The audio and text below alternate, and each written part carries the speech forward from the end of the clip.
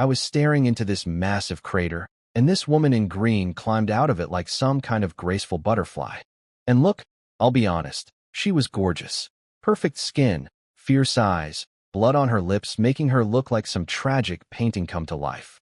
My brain just kind of stopped working for a second. Then I remembered. Oh right, giant monster trying to kill everyone. Green wolf, run, I screamed at my wolf companion. This beast just smacked around a Martial King level fighter like a toy. What am I gonna do? Flex at it? But nope, too late. The beast opened its mouth and unleashed this massive dragon breath attack straight at the woman. And guess who was standing only 10 meters away? Me. Just an innocent bystander getting caught in the crossfire. You dare, beast? The woman flipped her hand and pulled out this tiny little shield. She tossed it into the air, and the thing grew into this enormous bronze wall. The dragon breath slammed into it, and boom. Even bigger explosion than before. Fire and shockwaves everywhere. I threw everything I had into my tyrant body technique, golden light covering my skin, and then darkness. I don't know how long I was out. I woke up buried in dirt, clawed my way out, looked around, and everything was just scorched earth. Trees turned to ash. The woman and the beast. Gone. Vanished. OWWW. I tried to stand up and nearly blacked out again. My clothes were completely burned off. My chest armor was cracked and totally ruined. I had cuts running from my head all the way down to my feet. I looked like a zombie crawling out of a grave. This was by far the worst injury I'd taken since coming to this world. If I hadn't trained the tyrant body technique, if I didn't have beast fire in me, if I didn't have that armor, I'd be dead right now. No question. Green wolf. Green wolf. I screamed until my throat was raw. Nothing. No response. No howl. No bark. Nothing. Then I saw it. Glowing attribute, orbs sitting on the ground. My heart dropped. No. No, no, no. My eyes blurred with tears. I knelt down slowly, carefully brushing away the dirt with shaking hands. And there it was, a patch of singed fur. Green wolf's fur. That was his body. We'd been together every single day. He was my partner, my best friend in this world. And now he was just gone, separated by life and death, just like that. It felt like something grabbed my heart and squeezed. I couldn't breathe. I clenched my fists so hard my nails dug into my palms. Green wolf, I will avenge you. I swear it. I didn't pick up those attribute orbs. I just sat there on the ground and watched them slowly fade away right in front of me. Green wolf. I gotta go now. I stumbled to my feet and started using my magic sword as a walking stick. Yeah, that's how bad things were. A perfectly good weapon, reduced to a crutch. The good news? All the monsters in the area ran away because of that insane battle between the woman and the giant beast. The bad news? I kept spotting rare spiritual herbs and flowers along the way and couldn't pick any of them. My body was wrecked, and if a monster came back, I'd be dinner. After dragging myself along for half an hour, I finally found the perfect hiding spot. A cave behind a waterfall that I discovered yesterday while catching fish. Thank you, past me, for being hungry. Ugh, if only I'd made those cultivation restoration pills in time, I groaned. Those pills were exactly what I needed right now. They heal internal injuries and boost spiritual energy. I'd already collected all the ingredients in the deep forest, but I never got around to actually making them. I pulled out my alchemy furnace, tried to summon my fire power, and nope. My injuries were so bad, I couldn't even move my spiritual energy. Couldn't use my flame at all. Are you kidding me? I can't even make pills like this? I was panicking hard. I couldn't just walk out of Sunset Forest in this condition. Some random beast would eat me before I made it halfway. Then it hit me. Wait, my level up healing. Every time I advance a rank, all my injuries heal instantly. I checked my system panel. I needed 18 more experience points to reach 10-star warrior. The only cultivation pills I had left were chi gathering pills, and those barely do anything at my level. I dumped out my whole stash, 63 pills total, all looted from Zhu Meng's gang. Not enough, but whatever. Desperate times, I opened wide and poured an entire bottle straight down my throat like candy. At first, 3 pills gave me 1 experience point. Then it took 5 pills for 1 measly point. The efficiency was dropping like crazy. By the time I swallowed every last pill, I was still 5 points short. Seriously? You're gonna do this to me? 5 points. Just 5. I wanted to cry. Everything was gone. No more pills. Nothing. Then, wait. Spirit stones. How did I forget about spirit stones? I'd been so focused on pills that I completely forgot the most basic thing. Spirit stones are literally just condensed spiritual energy. Warriors use them as money, but you can also absorb them directly for cultivation. It's slower than pills, which is why I never bothered before. And guess what?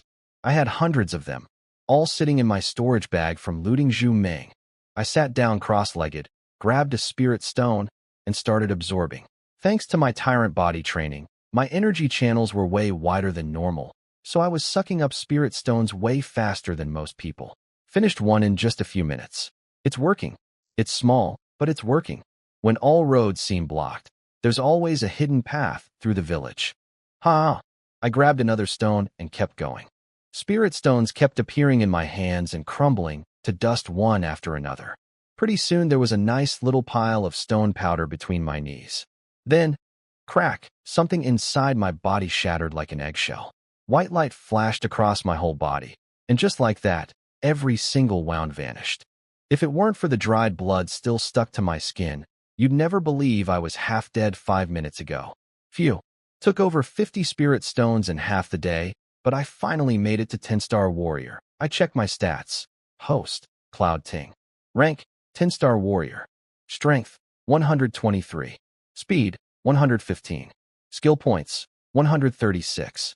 All my martial techniques maxed out, alchemy maxed out. Looking good. I tested my fire, summoned red flame into my palm, and yep, working perfectly again. So I spent the whole night making pills, just to be safe. And the cool thing about getting stronger? I barely need sleep anymore. Pulled an all-nighter making medicine, and still felt totally fresh by morning. Alright, lost a whole day. Time to head back. I splashed some waterfall water on my face and left. Half a day later, I was back at the Cloud Inn in White Moon City, sitting in front of a table full of food. Oh man, after days of nothing but grilled fish and roasted meat in that forest, this was heaven. I had a wine jug in one hand, some mystery monster leg in the other, and I was going to town on it. But while I was stuffing my face, the guys at the table behind me were having a very interesting conversation. You hear the news? The Wang family is basically done for. Hear about it? I saw the fight yesterday. Wait, what? How did the Wang and Li family start fighting? I stopped chewing and tuned in real hard. So here's what happened.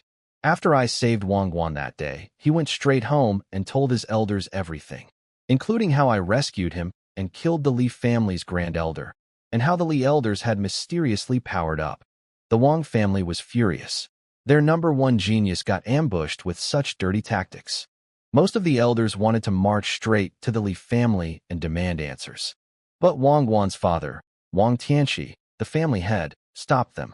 He figured if both Li elders got power boosts, then the Li family patriarch Li Mo probably reached 9-star warrior too. And if that was the case, Wang Tianqi might not be able to beat him. Smart man. Check the enemy's strength before doing anything rash. But before the Wang family could make their move, the Li family showed up at their door first. Turns out the Li's second elder escaped that day using a teleportation talisman and told Li Mo everything, including that I was the killer. Li Mo assumed I was a Wang family member. His son dead, his grand elder dead, all because of me. So he grabbed a bunch of elders and stormed over to the Wang family demanding they hand me over. Wang Tianqi knew I saved his son's life. Even if the Wang family did have someone named Cloud Ting, which they didn't, there was no way he'd hand over his kid's savior. First meeting ended with both sides walking away angry, but holding back. Wang Tianqi confirmed Li Mo really was 9-star now, so he didn't want to fight. Li Mo didn't bring enough people and didn't want to fight on Wang family turf after already losing a grand elder. But over the next 2 days, things got ugly. The Li family attacked Wang family medicine shops and restaurants. The Wang family hit back at Li family pawn shops and gambling dens. Both sides were at boiling point. Then yesterday night, the Wang family's 4th elder got assassinated on his way home. He managed to drag himself back and told everyone it was the Li's 2nd elder who did it, then died.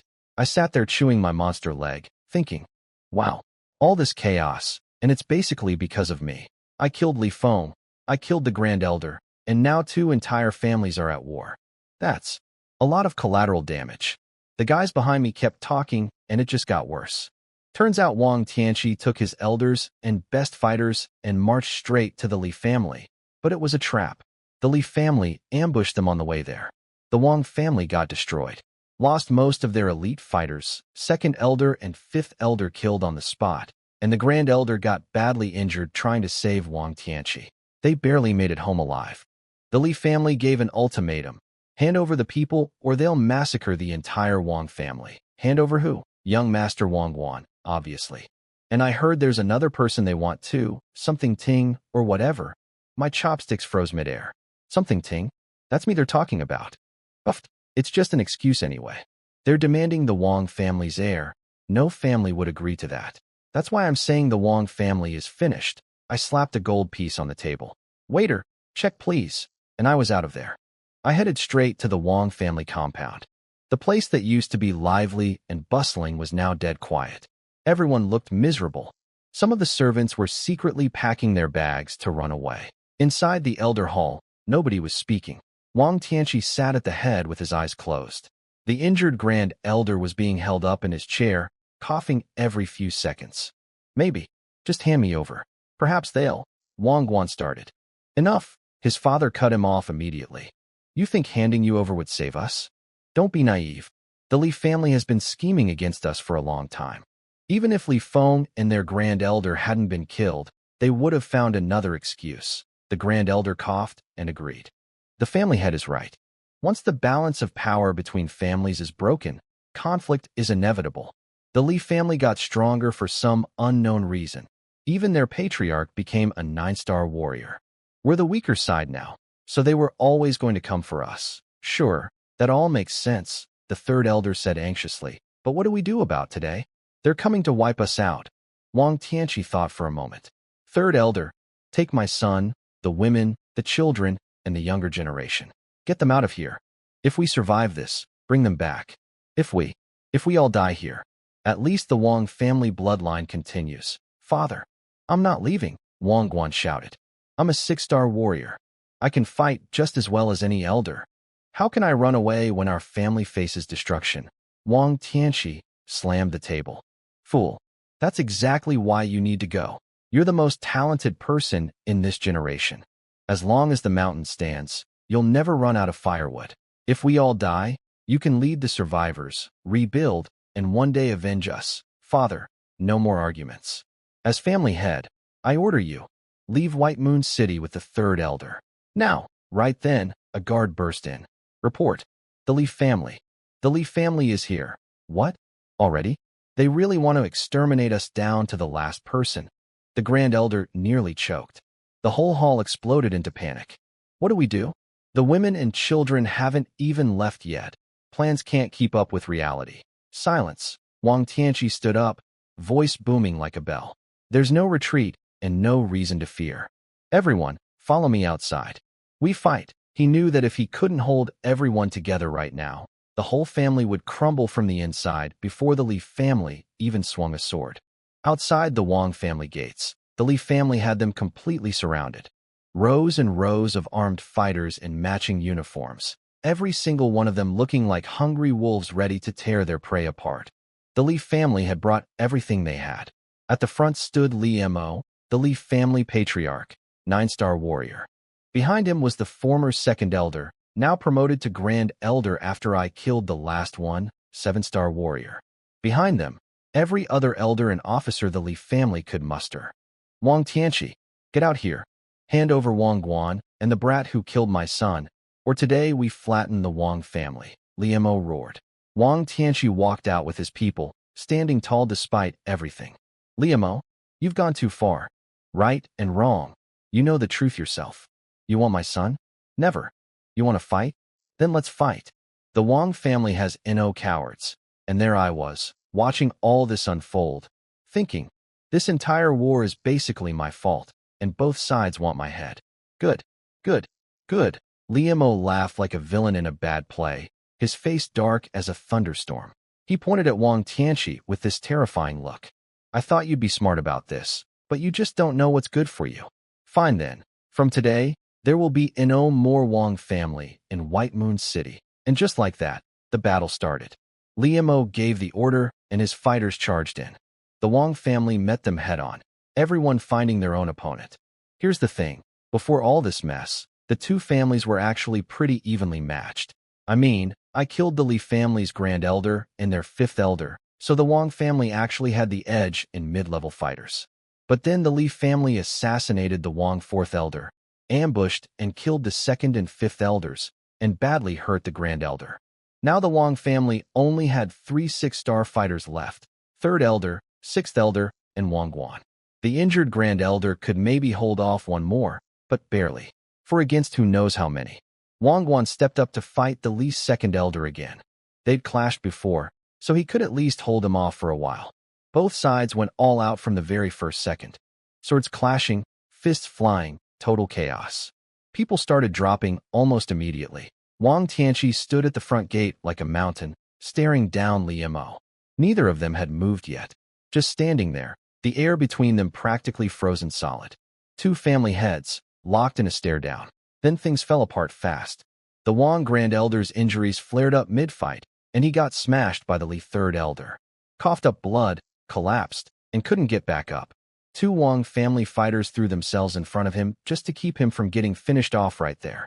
With the Grand Elder down, the Li Third Elder was free. He went on a rampage, cutting through Wang family low-rank fighters like they were nothing. Wang Guan heard the screams and lost focus for just 1 second, and the Li's Second Elder pounced on it, knocked his spear aside, and sent him flying with a palm strike. Damn it! Wang Tianqi grabbed his spear and tried to rush over to help his son, but Li Mo blocked his path with a sword. Get out of my way, Li Mo! Ha ha ha! Wang Tianqi, today I'm going to make you watch your son die right in front of your eyes. Wang Tianqi glanced at Wang Guan and knew the Wang family was losing. Bad. He and his son might both die here today. He couldn't save Wang Guan unless he beat Li Mo first. Li Mo, even if I die today, I'm taking you with me. He lunged forward with his spear, unleashing his Fire Dragon Spear technique. Li Mo's eyes sharpened. He raised his sword and countered with his family's signature move, the Breeze Sword style. When Li Feng used this technique against me, it was child's play. But coming from Li Mo, completely different level. Light and graceful, but hiding deadly killing intent in every swing. These two had been rivals since they were young. Grew up competing, eventually both became family heads, and never stopped fighting each other. They knew each other's moves inside and out. Every little twitch, every eye movement, they could read it all. They used to be equals. Wang Tianqi even had a slight edge because of his spear's reach. But Li Mo had taken that spirit rush pill and jumped to 9-star. The gap was obvious now. After just a few exchanges, Li Mo slapped Wang Tianqi back with one palm. Wang Tianqi's arms were shaking, sweat soaking through his back, gasping for air. Meanwhile, Li Mo looked like he'd just been doing a light warm-up. Hey Wang family head, maybe look at your son? Ha ha ha ha. The Li's Second Elder's voice rang across the entire battlefield. Wang Guan was on his knees, energy sealed, held down by 2 Li fighters, with a steel sword pressed against his throat.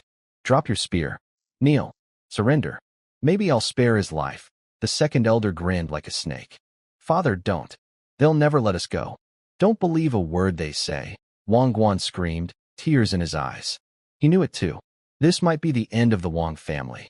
I know, son. Wang Tianqi closed his eyes, took one deep breath. Then his eyes snapped open, and he made his choice. Instead of surrendering, instead of going back to fight Li Mo, he turned and charged into the crowd of fighters. His spear punched straight through the Li's Sixth Elder, who was fighting the Wang Third Elder. Before Li Mo could even react, Wang Tianqi spun around and took out a 5-star Li family fighter with one thrust. A top-level warrior going berserk against low-rank enemies. The result was a massacre. Li family fighters started dropping left and right. If he couldn't save his son, he'd take as many of them with him as possible. Wang Tianqi, how dare you? Li Mo couldn't believe it. Wang Tianqi had gone full berserker mode on the low-rank fighters. Clearly a man who'd accepted death and wanted to take as many enemies down as possible. By the time Li Mo snapped out of it, Wang Tianqi had already killed over a dozen people. Li Mo tried to rush in and stop him, but the Wang family's low-rank warriors surrounded him like a wall. One dies, another takes his place. Li Mo was panicking. Yeah, these small fry couldn't hurt him, but they could slow him down. For every one he killed, Wang Tianqi killed one of his people. At this rate, Sure, the Wang family would be wiped out, but the Li family would lose more than half their people too. It was a brilliant move. Pure, unstoppable strategy right in your face. What good is winning if you've got nobody left to run your family? Wang Tianqi kept going like a man possessed. Took out the Li fourth elder. Got stabbed multiple times and didn't even flinch. His one goal was clear. If the Wang family goes down today, the Li family goes down with them. Wang Tianqi, stop or I kill your son right now. The second elder screamed. Wang Tianqi didn't even look. He'd already made peace with death. Fine then. Wang Guan, die. The second elder raised his sword to chop Wang Guan's head off. Clang. Something smashed into his sword with insane force. Nearly ripped the weapon right out of his hands. Ooh, he spun around frantically. Second elder. It's only been a few days, and you already forgot about me. That was MYQ. I walked out of the crowd of spectators nice and slow. I flicked my fingers casually, and the two guys holding Wang Guan got blasted away by invisible force. The second elder looked at me like he'd seen a ghost. He remembered exactly what I did to their grand elder, so he didn't dare come closer. Brother Wang, you okay? I walked over, tapped Wang Guan's sealed energy points to unlock them, and helped him up. I'm fine. Thank you, Brother Cloud. That's twice you've saved my life now. Please, help my father too. He bowed desperately. I looked over. Li Mo had broken through the wall of warriors and caught up to Wang Tianqi. He was going all out now, no more playing around, and Wang Tianqi was covered in fresh wounds. A few more seconds and he'd be finished. All right, stay back. I got this. The second elder knew he couldn't beat me, so the moment Wang Guan was free, he grabbed his people and retreated behind Li Mo. Both sides pulled back, and the two family heads separated. Second elder, what happened? Li Mo demanded.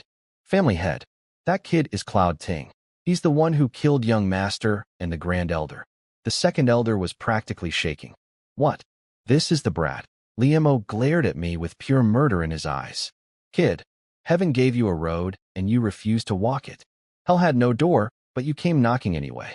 I couldn't find you, and now you show up on your own? Perfect. Today I'll deal with you and the Wang family together. Oh, I'm so scared, I said with a big smile. Not scared at all, obviously. Young brother Cloud, Li Mo is a 9-star warrior. You can't beat him alone. Let's fight him together. Maybe we'll have a chance. Wang Tianqi figured I was a 6-star with 8-star power based on what his son told him. I just smiled and nodded. I mean, should I tell him I'm already a 10-star warrior with power matching a martial spirit level expert? Nah, nobody would believe that. I pulled out my magic sword and got ready. Li Mo's eyes nearly popped out of his skull when he saw the sword. That's the sword I gave my son. You took his weapon after you killed him? Today I'll chop you into 10,000 pieces and use your head as an offering. He exploded forward like a raging lion, unleashing the breeze sword style. When his son Li Feng used this move on me, it was a joke. When Li Mo used it, the sword energy hit like a hurricane, reaching me before the blade even got close. Young brother Cloud, be careful. Wang Tianqi tried to jump in, then froze, because I used the exact same breeze sword style right back at him. How do you know my family's sword technique? Li Mo was shocked. Here's the fun part. I never learned their special internal technique that's supposed to make this sword style work at full power. And yet my version was stronger than his. Even Li Mo's own breeze sword couldn't match mine. Dead men don't need answers. I let my full power loose. 10-star warrior, 0 holding back. The shockwave of energy rolling off me was absolutely terrifying. Then I pointed 2 fingers forward, mystic pulse finger. A beam of concentrated energy shot at Li Mo like lightning. He panicked, but managed to catch it with both palms, pouring everything he had into blocking. He stopped it, barely. His hands were shaking like crazy. He wanted to run. Smart instinct. But before he could move, I was already behind him. He sensed the danger and twisted his body, but too slow. My attack punched through his chest armor, went straight through his body, and came out the back. He stumbled 2 steps backward. I was faster, already behind him again. One sword across the throat. You're a 10-star warrior. Blood poured from his mouth. And Li Mo collapsed into a pool of his own blood. Everyone just stood there with their jaws on the floor. 1 second we were talking about a 2-on-1 strategy, and the next second Li Mo was already dead on the ground. Nobody saw that coming. What are you standing around for? Kill them. I shouted at Wang Tianqi, who was still frozen like a statue. That snapped him out of it real quick. I flashed forward into the Li family crowd like lightning, locked onto the second elder immediately. He saw me coming and tried to block, too slow. One casual strike, and he was on the ground. Before he could even get up, I pointed my finger, mystic pulse finger, white light shot straight through his skull. Done. The guy who escaped from me last time with that teleportation talisman? Not escaping today. The Wang family finally jumped back into the fight, pinning down the Li fighters while Wang Tianqi and I carved through them like hot knives through butter. In just a few minutes, every single Li family warrior on that battlefield was dead. Now here's the thing. The ground was covered in glowing attribute orbs, and I was practically drooling. But I couldn't just start grabbing them with everyone watching. That would look insane. So I came up with a brilliant plan. Family head Wang. Now is the perfect time to finish off the Li family for good. You're right. We must pull them out by the roots. Will you come with us, young Master Cloud? Oh no. I used up most of my spiritual energy. I need to rest and recover first. You go ahead. I put on my best tired and exhausted face. Very well. Rest at our estate. This small task is ours to handle. Wang Guan, third elder, with me, and off they went. The second they were out of sight, I noticed some of the attribute orbs were already fading. No. I scrambled around like a madman, scooping up every orb I could find, bending down, running between corpses, grabbing. The few Wang family members left behind just thought I was, I don't know, paying respects, checking bodies. They were busy collecting their own dead, so nobody really questioned it. Huge haul. Absolutely massive. Didn't even stop to count. Then I went over to Li Mo's body, fished out his storage bag, and stuffed it in my pocket. I killed him, so the loot is mine. That's fair, right? Yeah, definitely fair. Check the second elder next. No storage bag. Guess those things really are rare in White Moon City. But I found some pill bottles and... Wait. A talisman. I unfolded it, and... this a teleportation talisman? This was the exact thing that let him escape last time. Good thing I killed him so fast he never got to use it. This little piece of paper could literally save my life someday. This whole fight was basically a jackpot. But forget looting. There were more attribute orbs waiting at the Li family estate. I bolted across the city. Li family was on the east side, Wang family on the west, but I was way faster than Wang Tianqi's group. By the time they were just breaking down the front gate, I was already there. The Li family had sent basically all their fighters to attack the Wangs, so there was almost nobody left. 1 6-star, a few 5 stars, and a bunch of low-level warriors plus women, children, and old folks. No contest. Wang Tianqi's people swept through them in seconds. Then I watched as the Wang family started killing the women and children too. My stomach twisted. Back on Earth, this would be. I was about to step forward and stop it when Wang Guan beat me to it. Stop. They're just women and children. Let them go, he begged. Wang Tianqi looked at his son with a complicated expression. Son, your kindness makes me proud. But you need to understand, what kind of world is this? He pointed at the surviving children. Look at their eyes. What do you see? Wang Guan turned and looked. Fear, terror, and most importantly, hatred. If we let them go today, maybe one day it's our family getting exterminated. As a father, I'm glad you have a merciful heart. But as a family head, I cannot allow mercy toward enemies. If Cloud Ting hadn't shown up today, it would be our women and children standing there like lambs waiting to be slaughtered. Would the Li family have spared them? Wang Guan couldn't say a word. He knew his father was right, but he couldn't accept it. I stood behind them, listening to everything, keeping my mouth shut. I understood Wang Guan's feelings. The guy I used to be on Earth would have agreed with him completely. But I also knew Wang Tianqi had a point. In this world where the strong eat the weak, showing mercy to your enemy could get your whole family killed. And honestly, I thought about myself just a few days ago. Helpless, my life in someone else's hands, one casual attack away from being erased from existence. I was just like those kids. Powerless. This world taught me something important that day. If you want to control your own fate, if you want to protect the people you care about, you have to be strong. That's the only thing that matters here. The Li family was completely wiped out. Every last one. I stood there looking at the bodies, feeling nothing really. No sadness, no joy. Just this weird emptiness. Looking at all those corpses, I couldn't help but see myself in them. In this world full of killing, who's to say I won't be the one lying on the ground tomorrow? I shook my head, sighed quietly, and followed behind everyone like I had nothing to do with any of this. And while nobody was looking, yoink, yoink, yoink, attribute orbs going straight into my pocket. I did a quick loop around the Lee estate, grabbed what I could, then left early. Wang Wan invited me to stay at the Wang family compound, so I followed him there. Neither of us talked on the way. The mood was heavy. He brought me to a guest room. Brother Cloud, rest here. There'll be a victory banquet tonight. I'll come get you. Skip the banquet. Just send me some food.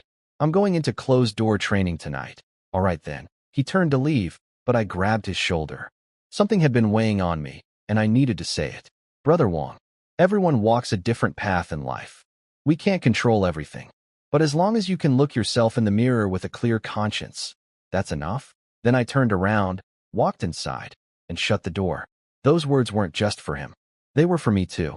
In this messed up world, as long as I hold on to my principles and stay true to myself, the rest doesn't matter. But enough philosophy. Time to get stronger. System upgrade. I noticed back at the Lee estate that my experience bar was completely full. Hundreds of people worth of attribute points and experience from today's battle had done the job. The moment I said it, the spiritual energy in the room went crazy. It rushed toward me like a tidal wave, swirling around my body in a massive vortex. Then, crack, something broke inside me, and this incredible cool, refreshing feeling spread through every inch of my body. Every muscle, every energy channel, pure bliss. Just like that, in one breath, I broke through to martial spirit realm. And then the system's voice popped up. Notice, system upgrading. Upgrade time, 12 hours. Wait, it upgrades every time I reach a new major realm? Is that going to be a thing? Nobody answered, obviously. Guess I'll figure it out myself.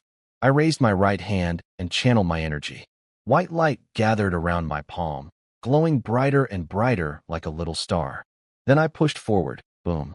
A blast of pure energy shot out and slammed into the cabinet across the room, leaving a deep palm-shaped dent with wood splinters flying everywhere. Regular warriors can only use spiritual energy to boost their own body, strength, speed, that kind of thing. But shooting energy outside your body to attack at range? Only martial spirit level experts can do that. I grinned like an idiot. Attack power just went through the roof. Ha ha ha ha. Then I closed my eyes, and something amazing happened. I could sense everything around me without looking. The furniture, the walls, every tiny detail, even clearer than with my actual eyes. So this is spiritual sense. I'd only read about this in books. I pushed my senses outward. 3 meters. 4 meters. 5 meters before hitting the limit. 5 meters. A normal 1-star martial spirit can only manage 1 meter. Even geniuses and veterans max out at 3 or 4. You're not supposed to reach 5 meters until you hit 2-star. And I just broke through. Finally, I can monitor my alchemy furnace without constantly opening the lid to peek inside. The next day, I woke up in the guest room with sunlight streaming through the window. System upgrade complete. Please check, host. Finally, I opened my stats. Host, Cloud Ting. Rank, Martial Spirit 1-star, 2 out of 10. Strength, 236. Speed, 223. Skill points, 652. Techniques, Mystic Pulse Finger, Tyrant Body, Breeze Sword Style, Mad Blade Slash. Profession, Level 1 Alchemist. My strength and speed basically doubled from the level up, and over 600 skill points. Today's harvest was absolutely insane. System upgraded to level 2. New features unlocked. Please discover them yourself. New features? Where? I don't see anything different. I poked around the system for ages trying to find what changed. Nothing obvious. Nothing hidden. Nothing at all. Ugh, forget it. I'll just go fight a monster and see what happens. Young Master Cloud. The family head would like to see you in the main hall. Perfect timing. Everything was wrapped up, and I was planning to say goodbye to the Wang family anyway. See, White Moon City is just a tiny border town in the Qing Kingdom. Limited resources, limited techniques, limited pills, limited weapons. Basically limited everything. If I want to get truly strong, I can't just sit in a room grinding levels forever. Rank doesn't equal fighting power. Plenty of higher-ranked warriors have gotten killed by people below them because they had garbage skills and equipment. I need to get out there, explore the world, find better stuff.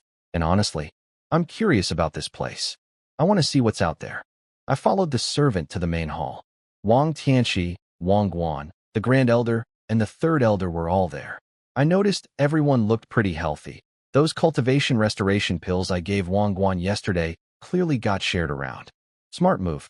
Before I could even sit down, Wang Tianxi walked up and gave me a deep, formal bow. Young Master Cloud, words cannot express our gratitude. From this day forward, if you ever need anything from the Wang family, just say the word. We will go through fire and water without hesitation. I quickly grabbed him and pulled him upright. Uncle Wang, please. You're an elder. You can't bow to me like that. You're going to give me a heart attack. After some back-and-forth pleasantries, he pulled out a storage bag.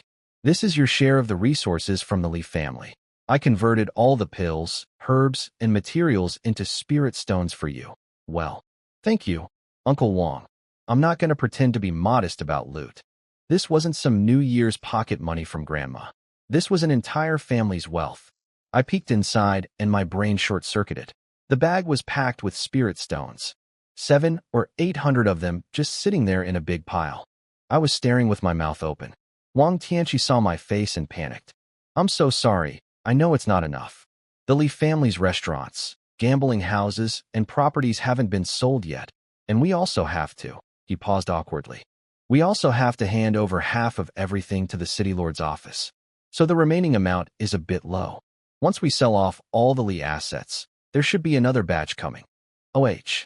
He thought I was disappointed. No. I was just stunned because I'd never seen this many spirit stones in my life. Wait, city lord's office? That confused me. I'd been in White Moon City for a while now and never even seen this so-called city lord. And now you're telling me after all that fighting and dying, we have to give half to some guy who didn't lift a finger? Indeed, Wang Tianxi explained. Whether it was us or the Li family who won, the victor must hand over half of all seized resources to the city lord. But why? He smiled and gestured for me to sit. Once I had a plate of delicious monster meat in front of me, which, by the way, was amazing, he explained. Turns out the Qing kingdom borders the Sunset Forest, and cities around here constantly get attacked by monster beasts. There have even been full-on beast stampedes hitting the walls. So 100 years ago, the king made a rule: no large-scale family wars in border cities. If you do fight and cause massive casualties, you either get executed or pay a huge resource penalty. The penalty money gets used to train new warriors and strengthen the city's defenses. Oh, that actually makes sense, I nodded. Honestly, getting 700 or 800 spirit stones was already way more than I expected. Uncle Wang, just pay the fine and call it done. I'm very happy with my share. The rest of the Li family assets? Keep them for the Wang family. But that's too much. We couldn't possibly. I waved him off. Uncle Wang, stop. Your family lost people in this fight. People got hurt. People died. Their families need support and compensation. Use the money for that. Please don't argue with me on this. He stared at me for a long moment, clearly moved, then just nodded quietly. I could tell he was filing this away in the Debts.io Cloud Ting folder in his brain. Actually, young Master Cloud, there's one more thing. Go ahead, Uncle Wang. The city lord, Sun Chong, visited the city lord's office today and he said he'd like to meet you. What do you think? City Lord Sun Chong. I don't even know the guy. What does he want with me? Wang Tianxi thought about it. If I had to guess, it's probably about the Genius Tournament at the end of the month. Genius Tournament? Like a competition? Wait, does he want me to enter? Very likely. You're not yet 22, correct? Right. But what does that have to? Wang Guan jumped in. Let me explain, Brother Cloud. So here's the deal. Every 3 years, the Tianyang Prefecture holds this massive martial arts competition for young warriors under 22 with at least 5-star warrior strength. Top talents from every city in the region come to compete. Some come for glory, some for fame, and most come for the prizes. For the city lords, having their warriors perform well means bragging rights and rewards from the prefecture government. And White Moon City's track record? Embarrassing. Most cities get 3 to 5 spots. Stronger cities get up to 10. White Moon City, 3. And they can barely even fill those 3 spots with qualified people. The city lord has apparently been getting roasted by other city lords for years over this. So when he heard that some young guy just killed a family patriarch, yeah, I can see why he got excited. All right, Uncle Wong, Brother Wong. I'll go meet the city lord. Wong Guan will take you. He's one of our contestants, too. The city lord's mansion sat right in the center of White Moon City like a mini palace. Giant red lanterns on the gate. Doors made of precious golden stone with fancy carvings, jade railings, and stairs. The whole place screamed money and power. Wang Guan and I waited at the gate while the guards went inside to announce us. They didn't take us to a meeting room, though. Instead, we walked through the gardens to a massive training arena. This place was the size of 2 soccer fields, and 4 young guys were sparring on stage with bare fists. Standing below watching them was a man in expensive clothes. Distinguished-looking, sharp eyes, a bit of gray at the temples, but still clearly handsome. I'm in charge here. Energy was impossible to miss. Yep, that's City Lord Sun Chong. City Lord, Wang Guan, and Cloud Ting have arrived. Greetings, City Lord. We both bowed together. I glanced up at him and noticed something interesting. This guy was stronger than people thought. At ease, at ease. He was all smiles, especially when he looked at me. Now here's the fun part. I could tell he was trying to read my power level and getting nothing. To him, I probably looked like a regular person with 0 spiritual energy. But when he got closer, I could sense him tense up. He felt the danger coming off me, like being watched by a predator. See, everyone thinks he's a 9-star warrior, but I could tell with my spiritual sense. This guy was actually a 10-star warrior who'd been hiding his real strength for 2 years. Sneaky old fox. He figured I was either hiding my cultivation with some special technique, or I was at the same level as him. The idea that I might be at martial spirit level? That probably never even crossed his mind. The 4 guys on stage noticed us and stopped fighting. Sun Chong waved them over. Whoa, all of you come here. Introduce yourselves. Yes, father. The first one bowed. Oh, so this was the city lord's son. I am Sun Wu. Short. Simple. Done. I am Li Baixing. I am Zhang Wenlong. I am Zhang Wenhu. 4 names, 0 personality. Real chatty bunch. Sun Chong took over introductions for our side. This is Wang Guan. You probably know him. Wang family's young master, 6-star warrior. And this is Cloud Ting. I'm sure you've heard the name recently. The Li family patriarch Li Mo was defeated by him. He carefully said, defeated, instead of killed. Smart. As city lord, he was partially responsible for letting 2 families go to war under his watch. So of course he wanted to downplay things. One of the guys immediately piped up with, oh really? The Li family head was an 8-star warrior. And you beat him. That rude comment came from Sun Wu, the city lord's son, 7-star warrior. No wonder he was cocky. He didn't even know Li Mo had actually reached 9-star before I killed him. Yeah. Him? No way. The Zhang brothers chimed in like perfect little yes men. I wasn't mad though. The strongest one here was Sun Wu at 7-star. Li Baixing was 6-star, and the Zhang brothers were 5-star. To me, these guys were about as threatening as a basket of kittens. I just kept my mouth shut. Trust me, if I trash-talked back, this type of rich kid would insist on a friendly spar, and then I'd have to beat him up without hurting him too badly, and that's just annoying. My silence made Sun Wu even bolder. He probably thought I was a fraud. What's wrong? Cat got your tongue? Don't tell me you're actually some kind of fake who. Whack. Sun Chong kicked his own son right in the butt. Shut it. Is this what I taught you? OWWW. Sun Wu stumbled forward, grabbed his behind, and immediately became very well-behaved. Though his eyes kept darting over at me with that classic, this isn't over, look. I just stood there smiling like nothing happened. Haha. Sorry about that, young brother Cloud. My wife spoiled him rotten. Please forgive his rudeness, city lord. Please, we're all young and hot-blooded. No offense taken at all. Behind us, Sun Wu muttered under his breath. Humph. Acting all mature like he's so much older than me. Everyone heard it. We all have super hearing. Genius. The atmosphere got a little awkward. Sun Chong shot him a death glare, and Sun Wu finally zipped it for real. So, city lord, what did you actually call me here for? Well, I called you here to. Mid-sentence, Sun Chong attacked. A thunderous palm strike came flying at me out of nowhere. Everyone's jaws dropped, but I didn't even flinch. With my spiritual sense, I'd felt him tense up before he even moved. I knew exactly what he was doing. No dodging. I just met his palm with my own. Boom. The impact sent Sun Chong stumbling back 3 steps. I didn't move an inch. Good. Good. Good, he was thrilled. He'd hit me with 9-star power in a surprise attack, no martial technique, and I tanked it like nothing. Any regular 9-star would have been scrambling. If I'm not mistaken, young brother Cloud, you've already reached 10-star warrior level. I gave a tiny nod. I mean, he wasn't wrong. I did have 10-star power. I just also had quite a bit more than that. But no need to show all my cards. The whole place went silent. Wang Guan was shocked that I'd gotten even stronger since a few days ago. Sun Wu and the others? Their faces were priceless, pure disbelief. They were all around my age, and the gap between us was like comparing a puddle to the ocean. Sun Chang didn't waste any more time. Have you heard of the Genius Tournament? A little. Then I'll keep it short. As you've probably heard, this year's tournament got moved up by a year, and every city got one extra spot, for instead of 3. The reason why? I've heard some things, but can't confirm yet. Originally, I planned to send Sun Wu, Li Baixing, Wang Guan, and Zhang Wenlong. But now that you're here, I'd like you to represent White Moon City. What do you say? I hesitated. Honestly, I didn't really want to go. Standing out too much paints a target on your back. With my system, I could just grind quietly, stay low-key, and become powerful without anyone noticing. The only things I needed, techniques and magic weapons, I could find on my own eventually. Sun Chang saw me going quiet and started sweating. He could tell I was about to say no. Young brother Cloud, don't refuse just yet. At least hear about the rewards first. Rewards? Okay. He had my attention.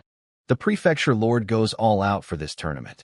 The prizes include advanced cultivation manuals, powerful martial techniques, rare pills, and mysterious magic weapons. Basically everything a warrior could dream of. In past years, only the top 3 got prizes. But this year, anyone who makes it into the top 10 gets rewarded.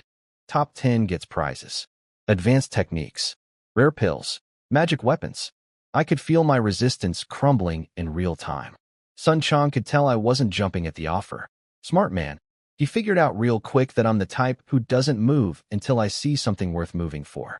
Everyone leave. I want to talk to young brother Cloud alone. Sun Wu, Wang Guan, and the others looked confused but left without arguing. Sun Chang cleared the whole training ground until it was just the 2 of us. You're probably wondering why I'm so desperate to have you fight for White Moon City. If I had to guess, the tournament prizes include something you need. Heh, sharp kid. This year's tournament is special. The prefecture lord is going all out. In past years, only the champion got martial spirit level treasures. But this year, the top 3 not only get spirit rush pills, they also get to enter the prefecture lord's personal treasure vault and pick whatever they want. Techniques, pills, magic weapons, anything. There's a grade limit, but still. So what do you need from that vault? A 2nd grade mid-rank pill called the Meridian Restoration Pill. Meridian Restoration? That's for repairing damaged energy channels. Why do you need? It's a long story. Turns out Sun Chang actually reached 10-star warrior 5 years ago. With his talent, he should have broken through to martial spirit within 3 years, no problem. But he got greedy. Tried to force his breakthrough using spirit stones and spirit rush pills way too early. He went berserk, damaged his energy channels and his core badly. His cultivation dropped. He spent 3 painful years hunting down rare medicines just to fix his core and crawl back to 10-star. But the channel damage? Still not healed. If he can't fix it, he'll never reach martial spirit level. Ever. He'd tried collecting the herbs to have someone make the pill, but only found some of them. And White Moon City doesn't have a 2nd grade alchemist anyway. So when he heard this year's winners could enter the vault, where the pill definitely existed, he got excited. But White Moon City had no one strong enough to compete for top 3. Then I showed up. Based on past tournaments, a 9-star warrior could already compete for the championship. And he thought I was 10-star. His odds were looking pretty good. You seem awfully confident, City Lord. Even if I get top 3, what makes you think I'd use my pick on your pill? Let me be blunt. What's in it for me? Well, he hesitated, then walked to a stone table, waved his hand, and 4 treasures appeared. Pick one. I walked over to look. 2 books, a box, and a black iron token. First book, Purple Sun Scripture, a top-grade mystic rank cultivation manual. Incredibly rare. But it was only the first half. The second half was missing. Even incomplete, it was still as powerful as a complete mid-grade mystic manual. I could see why he was reluctant to give it up. In the whole Tianyang prefecture, Even mid-grade mystic manuals were hard to find. But I didn't care. My system handled cultivation just fine. I glanced at it and moved on. Next, second book, Phantom Step, a lower-grade mystic movement technique. Once mastered, you move like a ghost, practically impossible to track. Even more effective at night. Lower grade, sure, but I was severely lacking in movement skills. This was exactly what I needed. Interesting. Third item. I opened the wooden box and a burst of red light shot out like fire. Inside sat a fist-sized crimson stone, smooth as glass, glowing with inner heat. It was actually radiating warmth, like holding a tiny volcano. Is this a fire origin stone? My eyes went wide. These things were legendary in the Qing kingdom. If you practiced fire techniques, this thing supercharged your training. If you had a spirit flame, it could feed and grow your fire. I'd only ever heard of them, never actually seen one. Haha, that's exactly what it is. Sun Chang looked pretty proud of himself.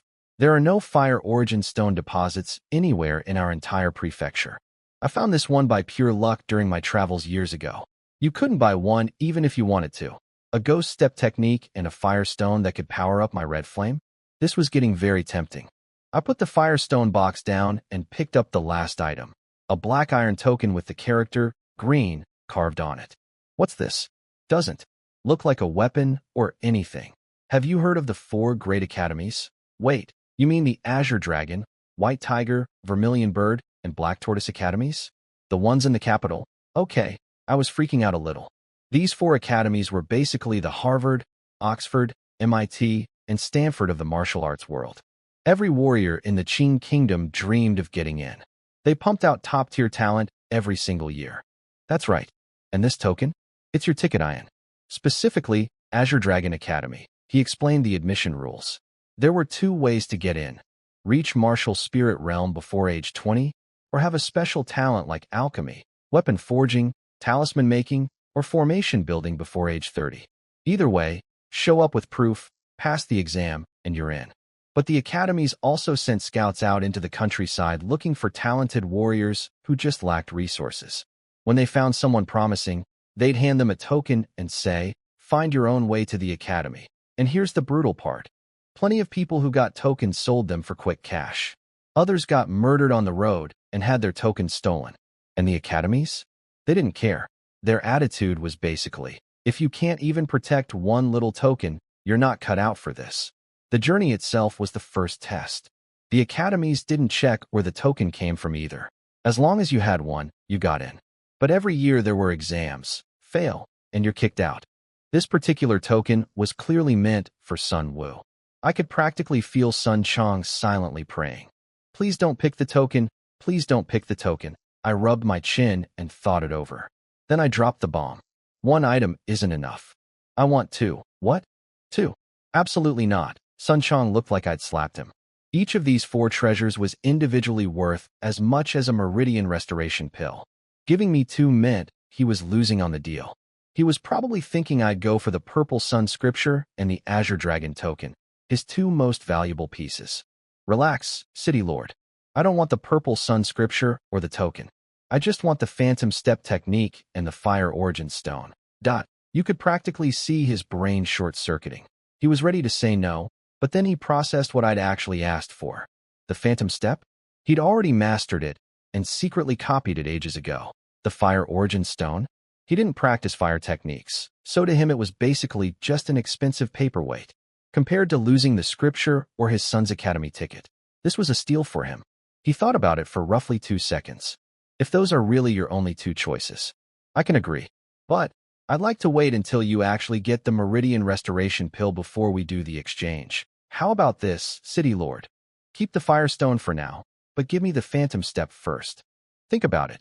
You want me to win top 3, right? This movement technique directly makes me stronger and increases your chances. Win-win. And if somehow I don't get your pill, I'll compensate you with a mystic grade technique. Fair. Well, since you put it that way, refusing would just be rude. Here, take the Phantom Step now. I'll hold on to the Fire Origin Stone until you bring back the pill. And forget about compensating me if it doesn't work out. Let's just call it the start of a friendship. I blinked, then grinned. Haha. City Lord, you're a straightforward man. Then it's settled. The Genius Tournament's top 3. I cracked my knuckles. Consider it done. Next day, the City Lord's office announced the 4 competitors for the Tianyang Prefecture Genius Tournament. Sun Wu and Li Baixing representing the City Lord's office, Wang Guan representing the Wang family, and me, Cloud Ting, listed as an independent cultivator. The tournament was at the end of the month. 11 days from now. Here's the problem. Tianyang City was far. The normal route went around Sunset Forest, passing through over a dozen cities, and even rushing day and night. It would take 7 or 8 days. Sun Chang was personally leading the group. Sun Wu, Li Baixing, Wang Guan, the Zhang brothers, and 6 guards. 12 people total. I wasn't going with them. See, the safe route goes around the forest on main roads. Nice and safe. 7 to 8 days. My route. Straight through Sunset Forest. 4 to 5 days. Way faster. Also way more likely to get me killed. Sun Chang tried really hard to talk me out of it. Begged, argued, reasoned. I said no to all of it. Eventually, he just had to trust that I knew what I was doing. I said my goodbyes to the Wang family and Sun Chang that same day and left a full day ahead of everyone else. I blasted through the forest's outer zone like a bolt of lightning. Didn't even slow down. In less than half a day, I reached the spot where that female martial king had fought the dragon beast, the place where everything went wrong. The forest had healed itself in just a few days. Burned trees had already grown fresh green leaves. Flowers and grass covered the scorched earth like nothing ever happened. If it weren't for one thing, I wouldn't have even recognized the place. Green Wolf's grave was still there. I pulled out a piece of monster meat and set it gently in front of the little dirt mound. I'm leaving this place, Green Wolf. I talked to him like I was talking to an old friend. I didn't know when I'd come back. Didn't know if I'd come back. Or if I'd even be alive to come back. So I treated this like a final goodbye. See you around, Green Wolf. I turned and walked deeper into the forest without looking back.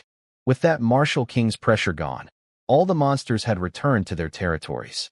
The deeper I went, the darker and creepier everything got. Late first-grade monsters were everywhere, jumping out of bushes and trees constantly. And second-grade monsters started showing up more and more too. Way stronger, way meaner. But that was exactly why I chose this route. Every monster I fought was training. Every second-grade beast I killed was a pile of walking attribute points just waiting to be collected. Time to grind. Deep inside Sunset Forest, I was flying through the trees like a ghost, darting between the shadows, vanishing and reappearing hundreds of meters ahead in the blink of an eye. And yes, I was chasing a monster. A snow-white little creature zipping through the forest like a beam of light. This thing was so fast that even a 10-star warrior wouldn't be able to track it properly. It was a lightning mink, a late first-grade beast famous for being faster than even ordinary 1-star martial spirit experts. Basically the speed demon of the monster world. Phantom Step. I whispered the words, my body flickered like a ghost, and boom, I was right behind it. Thank you, Sun Chang. I'd learned Phantom Step that very first night back at the Wang estate, dumped 500 skill points into it, and maxed it out instantly. Without this technique, I'd be standing there watching this little fur ball disappear into the distance like an idiot. Squeak, squeak, squeak. The mink was panicking, its tiny eyes darting around like it wanted to scream, "Please don't kill me," in human words. No mercy. Not after what this little thief did. See, half an hour ago I was having a lovely time roasting some meat for lunch. The fire was still burning. The meat was just done. I was reaching for it, and whoosh.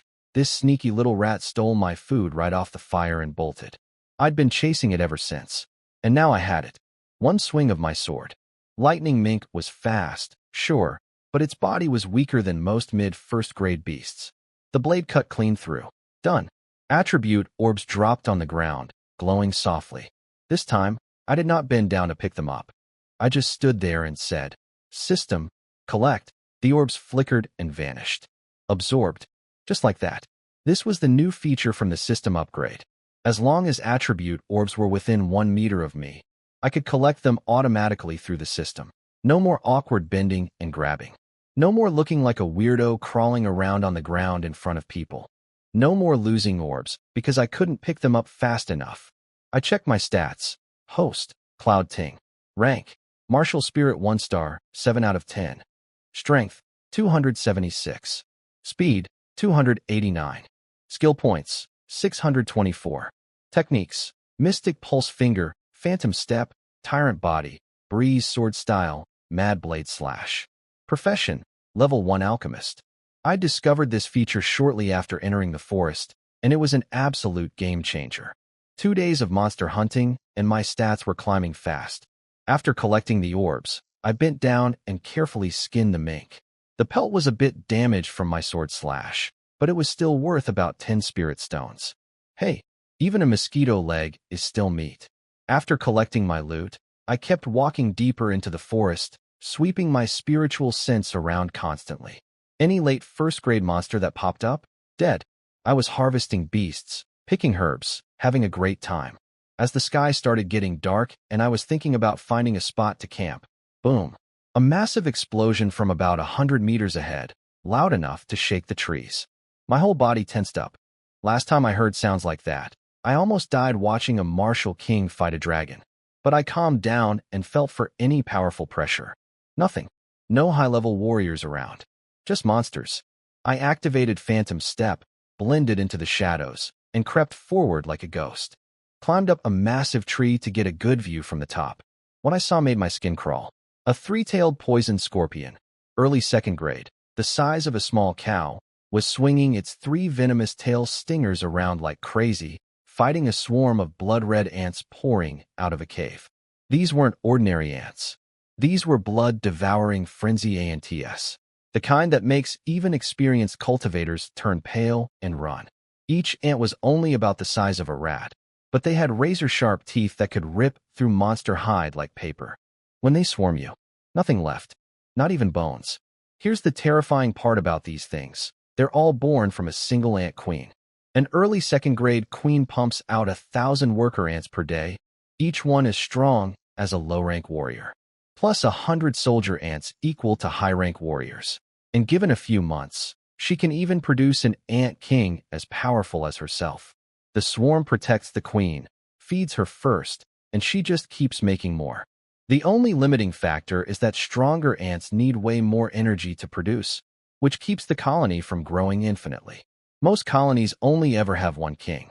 This particular colony had thousands of workers, over 20 soldier ants at 10-star warrior level, and one ant king at early 2nd grade. The worker ants had the scorpions surrounded in layers upon layers, but they couldn't do anything. The scorpion's shell was too hard. Their teeth just scraped uselessly against it.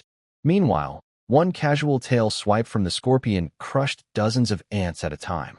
Then something changed. Like the queen gave an order, the 20-plus soldier ants and the king all charged in at once. Now the scorpion was in trouble. Workers alone. Easy. But 20 10-star level soldiers, plus a king that matched its own power? Wounds started opening up on the scorpion's body, green blood dripping to the ground. The smell of blood drove the ants into an absolute frenzy. The scorpion tried to bail, shook off the soldiers, whipped all 3 tails in a wide sweep, poisoned 3 soldier ants instantly, and made a break for it. But the ant king was already blocking the escape route. This thing was the size of a house cat, way bigger than the rat-sized workers. It launched itself at the scorpion like a bullet, smashed into it headfirst, and knocked it back. More soldiers piled on top immediately. I sat in my tree, watching this whole nature documentary play out below me, thinking, that's a lot of attribute points down there. The scorpion let out this horrible dying shriek. It was done.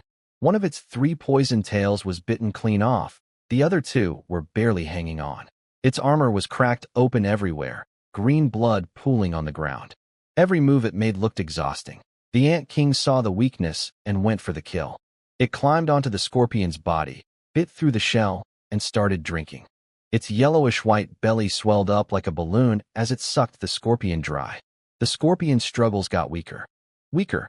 And then its 2 remaining tails just dropped lifelessly to the ground. Attribute orbs appeared on the ground around the corpse. Fight over. But I didn't leave. I stayed perfectly still in my tree, barely breathing, and waited. Because the real prize hadn't shown up yet. Sure enough, a few minutes later, the ant queen came out.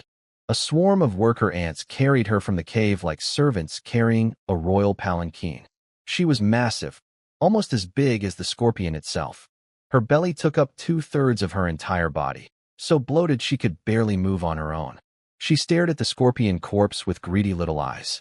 If she ate that thing, she'd have enough energy to produce another ant king. Yeah, that's not happening. I activated Phantom Step and launched myself toward her at full speed. The Ant King and the remaining soldiers were busy tearing apart the scorpion's body. None of them noticed me coming. I pushed Phantom Step to its absolute limit. Flash. I was already within a few dozen meters.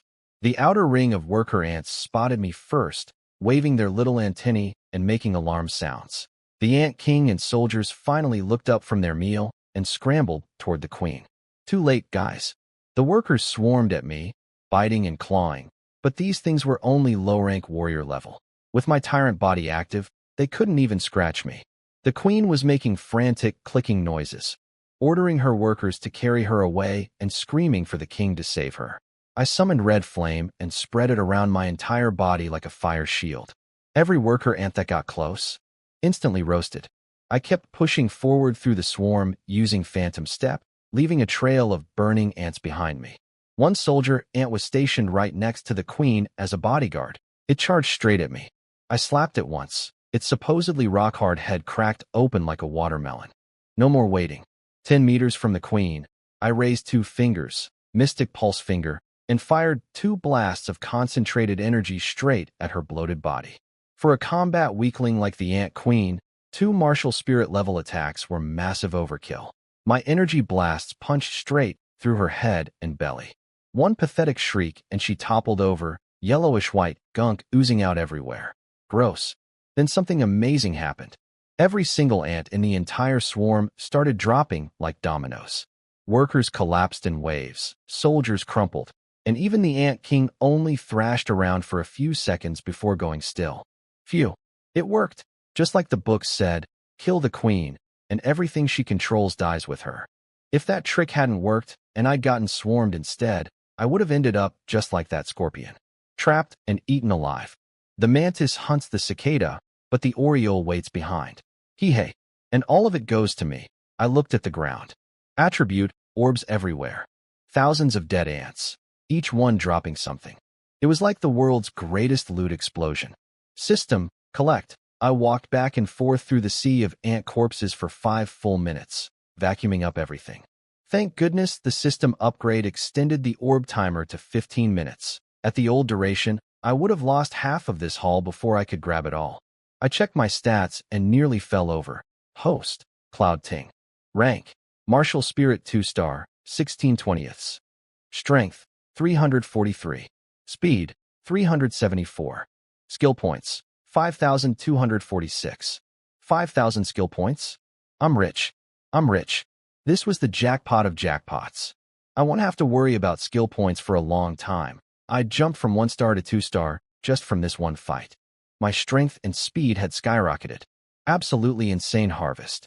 After calming down, I collected the physical loot too, the Ant King's fangs, the scorpion's poison stingers, and then carefully carved out the monster cores from the queen and the scorpion. The Ant King didn't have one, sadly. I held the 2 cores up and studied them. In my left hand, a pale yellow core from the queen, Earth Attribute, glowing with a soft, warm light. In my right hand, a jet black core from the scorpion, Poison Attribute, dark and mysterious. Poison cores were rare, way more valuable than regular elemental cores. Nice. I packed both into wooden boxes and tucked them away. Then a thought hit me. Wait, why was the scorpion here in the first place? Normally, monsters run from blood-devouring frenzy ants. Any sane creature would avoid their territory like the plague. So why would a scorpion charge in here, knowing it was basically a suicide mission? Unless there was something inside that cave worth dying for. Some kind of incredible treasure that lured the scorpion in despite the danger. I looked at the dark cave entrance. It gaped open like the mouth of some giant beast, ready to swallow anything that got too close. A faint stench of blood and rot drifted out. I started walking toward it. What kind of treasure could possibly be worth that kind of risk? Only one way to find out. My spiritual sense had grown to 16 meters now thanks to leveling up, but old habits die hard. I still liked using my actual eyes too. I held Red Flame out in front of me like a torch and stepped into the cave, scanning with my spiritual sense as backup. Can never be too careful. This ant nest was like a massive underground maze. Tunnels going left, right, up, down, splitting and reconnecting in the most confusing way possible. I picked up rocks along the way and scratch marks on the walls so I wouldn't get lost. Did I still get lost? Yep, multiple times. Kept ending up back where I'd already been. Annoying as hell. After half an hour of wandering around, I was getting really frustrated. Then I spotted a faint glow up ahead. My mood flipped instantly. I picked up the pace and headed straight for it. The tunnel opened up into this enormous underground chamber. The place was big enough to fit an entire army. Above me, massive tree roots twisted along the walls and ceiling like giant dragons, weaving together into this incredible natural structure. Light filtered through gaps between the roots, illuminating everything. The ants had sealed those gaps with some kind of secretion that worked like glass. Light comes in, rain stays out. Pretty genius, actually. The floor was covered in dead ants. Hundreds of them, just lying there. These were the workers that died when I killed the queen, but it had been way more than 15 minutes, so all their attribute orbs were long gone. That stung a little, not gonna lie. Near the bodies was a small platform covered in cocoon-like balls. I looked closer and could see tiny unborn baby ants inside each one. This was the queen's nursery. All dead now, too. The whole place was completely silent. Ding! A crisp sound echoed through the quiet chamber. I followed the sound around the back of the platform and found another tunnel. But this one was completely different from the natural ant tunnels. This one was man-made. How did I know? Simple. Have you ever seen a monster carve little holes in the wall and stick glowing pearls in them for lighting? No. Yeah, me neither. Someone had been down here. Someone human. My eyes darted around, scanning everything. Something felt off. I quickened my pace and crossed to the other side of the platform. And there it was, a stone room. Ancient-looking, mysterious, just sitting there in the middle of a monster ant colony like it didn't belong at all. I stopped at the entrance and didn't go in. Not yet. How in the world is there a room inside a blood-devouring frenzy ant nest? Calling it a stone room was generous. It was more. Like a tiny cave somebody turned into a living space. No door, no curtain, nothing blocking the view, so I could see everything the moment I got close. Right in the middle sat a smooth stone table with 2 stone stools on either side, like some kind of ancient dining set. On the table was a black and white chessboard with exactly 1 black piece and 1 white piece placed on it. Now, I know absolutely nothing about chess, so I looked at it, thought, cool, 2 dots on a board, and moved on. At the back of the room, a warrior sat cross-legged on the ground, facing away from me. In front of him was a stone basin, and hanging above it was this weird stalactite-looking thing, completely transparent like crystal, glowing faintly. Half a drop of milky white liquid was dangling from the tip, about to fall. The basin below was already full of the stuff. Is that spirit milk? I'd only read about it in books. Spirit milk can only form in places where spiritual energy is so concentrated that it literally turns into liquid. But I wasn't sensing any dense spiritual energy here at all. Yet it looked exactly like the descriptions. Senior? Senior, I called out twice. No response. I decided to go in. A few steps forward, I felt something weird, like my body passed through a thin, invisible barrier. It was there for just a split second, then gone. Was that my imagination? Then it hit me. WHOA, the spiritual energy in here is insane. The concentration inside the room was on a completely different level from outside. That explained the spirit milk. There must be some kind of barrier sealing all this dense energy inside. I turned my attention back to the sitting figure. Senior, I called again, walking closer. Still no movement. Up close, the guy looked about 60 or 70 years old. He wore a faded gray robe that was torn up and stained with old blood, clearly been through some serious battles. He was tall but thin, almost frail-looking. His face was gaunt and bony, cheeks sunken in, with messy gray stubble on his chin like he hadn't groomed in ages. The whole look screamed, exhausted old warrior who's seen too much. Still no reaction, not even a twitch. I carefully extended my spiritual sense toward him and felt absolutely nothing. No life energy, no heartbeat, no breath, nothing. He's dead. Yeah, he was definitely dead, and had been for a long time. The crazy thing was his body was perfectly preserved, no decay at all, just sitting there like he could wake up any minute. My spiritual sense also told me he had no storage bag anywhere on him. The only thing of interest was a plain-looking ring on his finger. Wait, is that a storage ring? Honestly, if he'd had a normal storage bag, I never would have looked twice at that ring. The thing was so plain and ugly it looked like someone bent a soda can tab into a circle and shoved it on his finger. But in this world, storage rings were supposed to be legendary treasures, way rarer and more valuable than storage bags. Looks can be deceiving, I guess. Storage rings are way better than storage bags. Bags are bulky, have tiny space inside, and anyone with basic formation knowledge can crack them open. Rings? Small, convenient, huge internal space. And once you bind one with your soul, nobody can break into it unless the owner dies. Try to force it open, and everything inside gets destroyed. Dear Senior, rest in peace. Don't worry, I'll take great care of this ring for you. And since you haven't said no, I'll take your silence as a yes. Hey, look, the guy was dead. He wasn't using it anymore. I was just recycling. My hands were literally trembling with excitement as I carefully slid the ring off his bony finger. I sat down cross-legged right there, closed my eyes, and extended my spiritual sense into the ring to bind it. There was some resistance at first, pretty strong too. But I figured, hey, high-quality item, probably harder to bind. Makes sense. After about 10 seconds, my spiritual sense broke through and I was inside, stabbing pain through my skull. Everything went black. I collapsed on the ground. Ha ha ha. After nearly 100 years, a body finally walks right in. A maniacal laugh filled the stone room. A transparent ghost floated out of the ring, and it looked exactly like the dead body sitting next to me. Same face, same build, same everything. So yeah, this old man's soul had been hiding inside the storage ring for a century, waiting for some idiot to come along and try to bind it. And that idiot was me. The resistance I felt wasn't the ring being high quality. It was this ghost trapping me. The soul floated around my unconscious body, examining me like a shopper inspecting fruit at a market. TSK, not bad at all. Wide meridians, strong blood flow, and this body's been refined and tempered too. Way tougher than your average warrior. He was practically drooling over my body. But then something went wrong for him.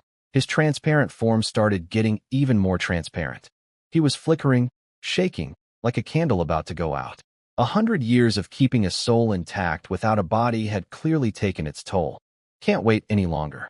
Soul energy is almost gone. He flickered a few more times and then dove straight into my head. The instant he entered, my body reacted on instinct, just a tiny twitch. Then suddenly I found myself floating in this weird gray-white space, like I'd been pulled out of my own body. I was standing there as a soul in some kind of strange dimension, no idea what was happening. Before I could figure anything out, the old man's ghost appeared in the space right in front of me. Oh great. So let me get this straight. I came in here looking for treasure, found a dead body, got greedy, grabbed his ring, and now some century-old ghost is trying to steal my body? This is what I get for looting corpses. Strange. My soul attack hit him, but his spirit isn't unconscious? That shouldn't be possible. The ghost appeared in front of me, looking confused. Apparently, the old geezer had left a trap inside the ring. A soul attack powerful enough to knock out or even kill a martial spirit-level warrior. It should have put me into a deep coma instantly.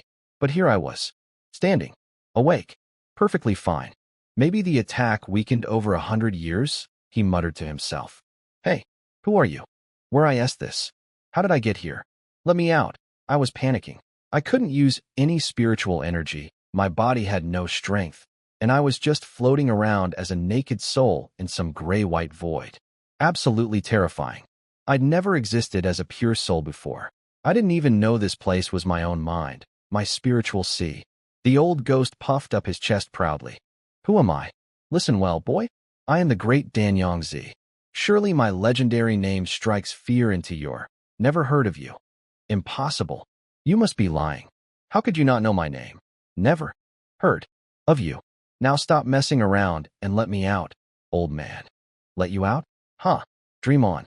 I waited 100 years for someone to walk in here. If I let you go, where am I going to find another body? Body? The pieces clicked together in my head.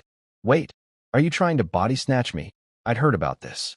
When warriors reach martial king level, their souls become strong enough to survive even after their body dies. If they find a suitable living body, they can take it over and basically get a second life. Ha ha ha, correct. 100 years ago, I was hunted down and wounded beyond recovery. I had no choice but to abandon my body and seal my soul inside that specially made storage ring.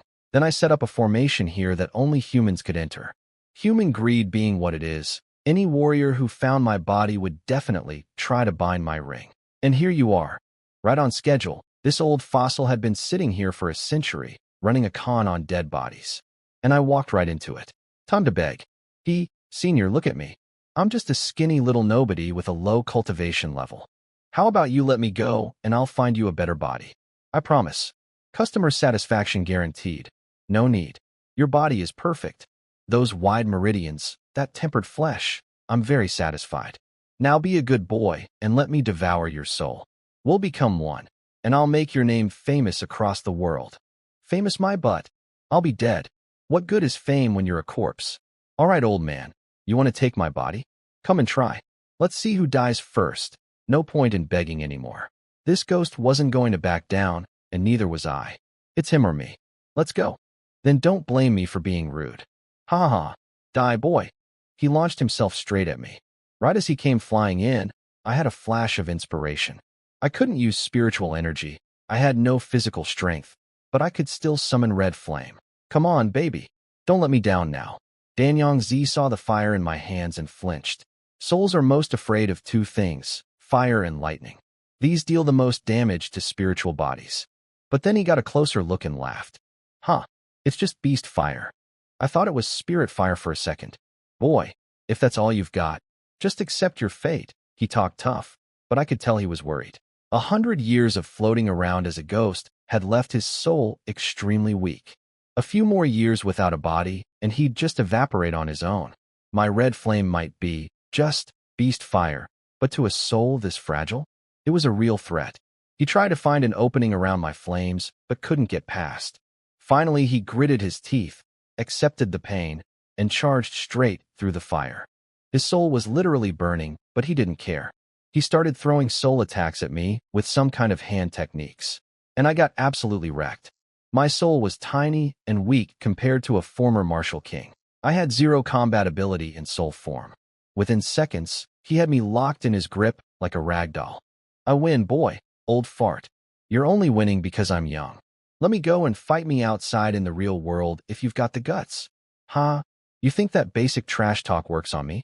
I'm 300 years old, kid. He wasn't wasting any more time. One hand held me locked down while his other hand reached into my soul and ripped something out. The pain was beyond anything I'd ever felt. Splitting headache, full body agony, and this horrible draining feeling, like my life was being sucked away. I was getting weaker by the second. This was what dying felt like. Then, the most beautiful sound I'd ever heard in my entire life. System detected virus. Initiate cleanup? Yes/no. Please select yes. Yes, yes, yes, yes. Instantly, the system locked Danyang-zi down. His hand froze mid-motion. The chunk of my soul he'd ripped out hadn't even reached his mouth yet. His entire ghostly body was completely paralyzed. I broke free from his grip, and that missing piece of my soul zipped back into me like a magnet. I felt whole again. The pain faded, the weakness disappeared. What's happening? What did you do? Release me. Impossible. You're just a tiny martial spirit brat. How can you have this kind of power? This is impossible. Danyang-zi was thrashing and screaming, completely unable to move. Then it got worse for him. Some invisible force started crushing his soul from the top down. He fought it with everything he had. 300 years of cultivation, a century of waiting, every last scrap of power, and it did nothing. His head turned to white light first, then his shoulders, then his chest. Bit by bit, the great and legendary Danyang-zi was erased from existence. A few seconds later, all that remained was a small ball of white light floating in the air. I reached out and poked it. Bad idea? Great idea? The light ball shot into my soul the instant I touched it. Oh, that feels amazing. Pure bliss washed through my entire being. So this is what people mean by, my soul ascended. My soul body visibly grew larger and stronger. And I could actually move freely now, even feel real power in my spiritual form. Next time some ghost tries to body snatch me, I won't be completely helpless anymore. System, you finally came through for me. I was genuinely moved. I had no idea the system could do that. Detecting a soul invasion as a virus and just deleting it? Incredible. 300-year-old Marshall King ghost, outsmarted by antivirus software. What a way to go. Made perfect sense when I thought about it. My spiritual sea is the system's territory. I'm the only one allowed in there. Any other soul? That's a virus. And viruses get deleted. Virus cleared. Virus cleared. Virus cleared. Cost 1,000 skill points. Wait, it costs skill points? Oh man. Good thing I just got that massive haul from the ant colony. If this had happened a week ago when I was broke, I'd be dead right now. I closed my soul's eyes, and my real body's eyes opened. I was lying on the stone floor of the cave, very much alive and very much still in my body. I got up and did my usual habit, sweep the area with spiritual sense, and immediately noticed something was very different. My range used to be 16 meters. I pushed it out. 20 meters. 30. 40. 50. 60. 75 meters. I got a little dizzy at the end, but 75. That's the level of a 7-star martial spirit expert. So that's what happens when you absorb a powerful soul's energy. My spiritual sense range just multiplied several times over. I checked my stats. Skill points dropped from 5,246 to 4,246 from the virus cleanup. Expensive, but absolutely worth every single point. Then, OW, a sharp headache hit me, and suddenly my brain was flooded with stuff. Images, knowledge, memories. I closed my eyes and let it wash over me. Are these Danyang Z's memories? If this was real, I'd just hit the ultimate jackpot. Forget spirit stones and treasures. Getting 200 to 300 years of knowledge from a powerful expert was infinitely more valuable. I was a stranger in this world who barely knew anything beyond what White Moon City's little library had to offer. The memories were incomplete, probably because his soul had deteriorated over a century, or the system destroyed parts when it deleted him. But what remained was more than enough. It would take me days just to process everything. Here's what I learned about the old ghost. Danyang Z was a legitimate genius. 100 years ago, he was a level 5 alchemist who could make top-grade 5th-rank pills. Also a level 5 weapon refiner and a level 3 formation master. The storage ring? He made it himself. A custom spirit ring designed specifically to preserve his soul. The barrier outside the stone room? Also his work. It kept spiritual energy from leaking out, blocked monsters from entering, and only allowed humans through. That's why the frenzy ants never came in here despite living right next door. He used to be the pill hall master of Medicine King Valley, basically the second most powerful person in the entire sect. 3-star Marshall King, with endless resources and people lining up daily begging him to make pills and weapons. If he'd just stayed put and trained normally, he could have eventually become a high-level Marshall King or even a Martial Emperor. But nope. During a secret realm expedition, a senior elder found some mysterious cultivation manual of unknown grade. Danyang Z learned how overpowered the technique was, got greedy, ambushed the elder, and killed him. The elder was actually a 5-star Martial King, way stronger than Danyang Z, but had been injured fighting others for treasure. Even so, a fragment of the elder's soul escaped back to the valley and told the sect master everything. The valley sent their best people to hunt Danyang Z down. And here's the twisted part. The mysterious technique let him devour the people he killed. He took out the hunters one by one, absorbing their power each time. In just a few years, he went from 3-star to 10-star Martial King, surpassing even the Valley Master's 9-star cultivation. But the rapid growth drove him insane. The technique was corrupting him, flooding his body with chaotic, conflicting energies. His rank was sky-high, but his actual combat power was unstable garbage. When the Valley Master finally caught up, Danyang Z got beaten easily. His body was falling apart from the inside. He fled with critical injuries all the way to Sunset Forest, found this place with its dense spiritual energy, discovered the spirit milk, but was too badly hurt to even use it.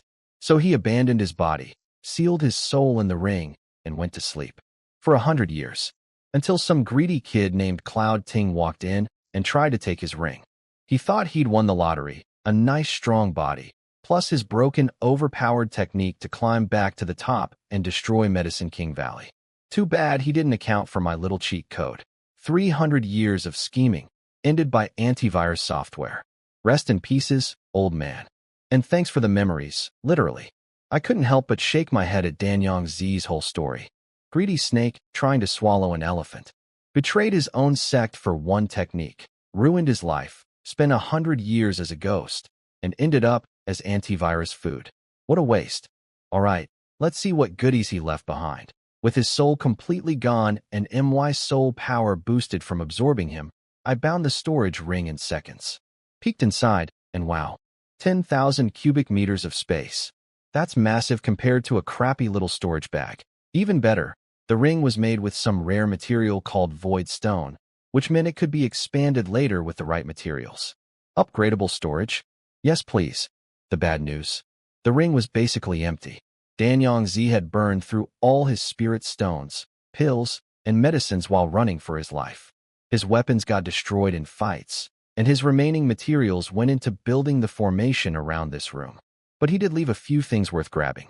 That chessboard on the stone table? Not actually a chessboard. It was a formation disc called the Star Compass, a peak third-grade formation tool loaded with both a trapping formation and an attack formation. Danyang Z had prepared it in case he woke up to danger. Well, it's mine now. Another life-saving trump card in my pocket. I shoved his corpse aside and grabbed the meditation cushion he'd been sitting on. Also a treasure.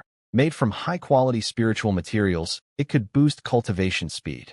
I didn't really need it personally, but it would sell for a nice pile of spirit stones. Now for the main event. I reached into the ring and pulled out a jade stone. It looked completely ordinary. Pale green, rough surface, like a random rock you'd kick on the road. But I knew from Danyang Z's memories what this actually was, a jade slip. Powerful warriors used these to record techniques and knowledge, kind of like a magical USB drive. Let's see what technique was so incredible that Danyang Z threw away everything to get it.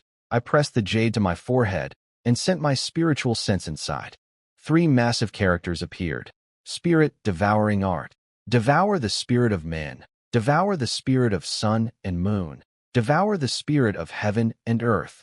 Nothing cannot be devoured. The technique had 3 cultivation methods. Method 1. Devour human spirit. Basically a power-stealing technique. Absorb other warriors' spiritual energy and take their cultivation for yourself. Fastest growth rate, since there's no shortage of warriors to drain. But the downsides were brutal, unstable cultivation, conflicting energies tearing your body apart from inside, and you'd go insane eventually. Danyang Z was living proof of all of that. Plus, you'd be labeled a demonic cultivator and hunted by everyone. Method 2. Devour sun and moon spirit. Absorb spiritual energy from plants and trees that had soaked up nature's essence. The safest and most stable method. But absorb too much plant energy and your body starts turning into wood. Eventually, you could literally become a human-shaped herb. The only way to avoid this was having an extremely rare wood spirit body, which I definitely did not have. Shame, I would have loved to just hide in a forest somewhere, absorb plants, and grind to max level in peace.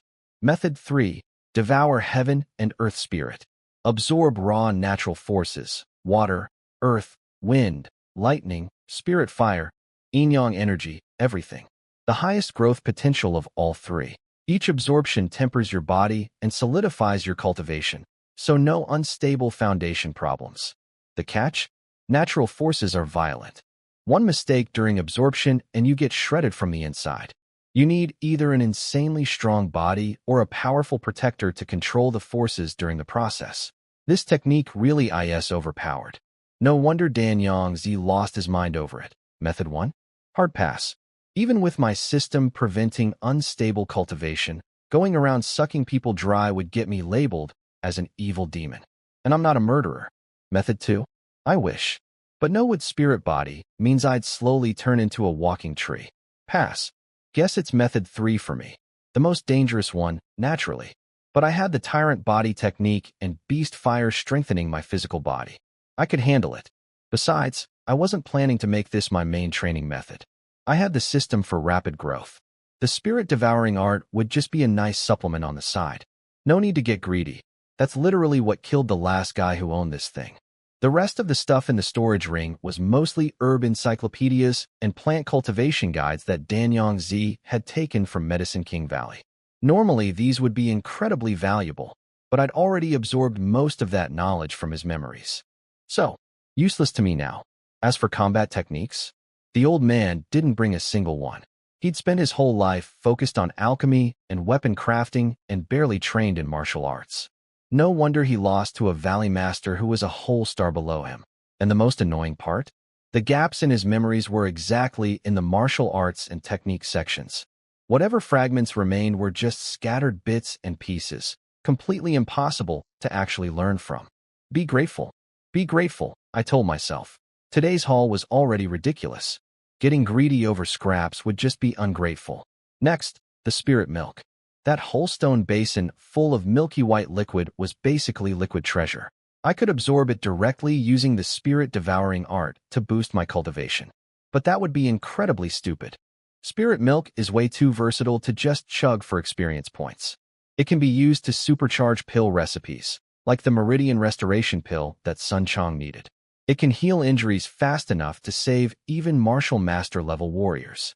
And best of all, it can instantly refill your spiritual energy in the middle of a fight.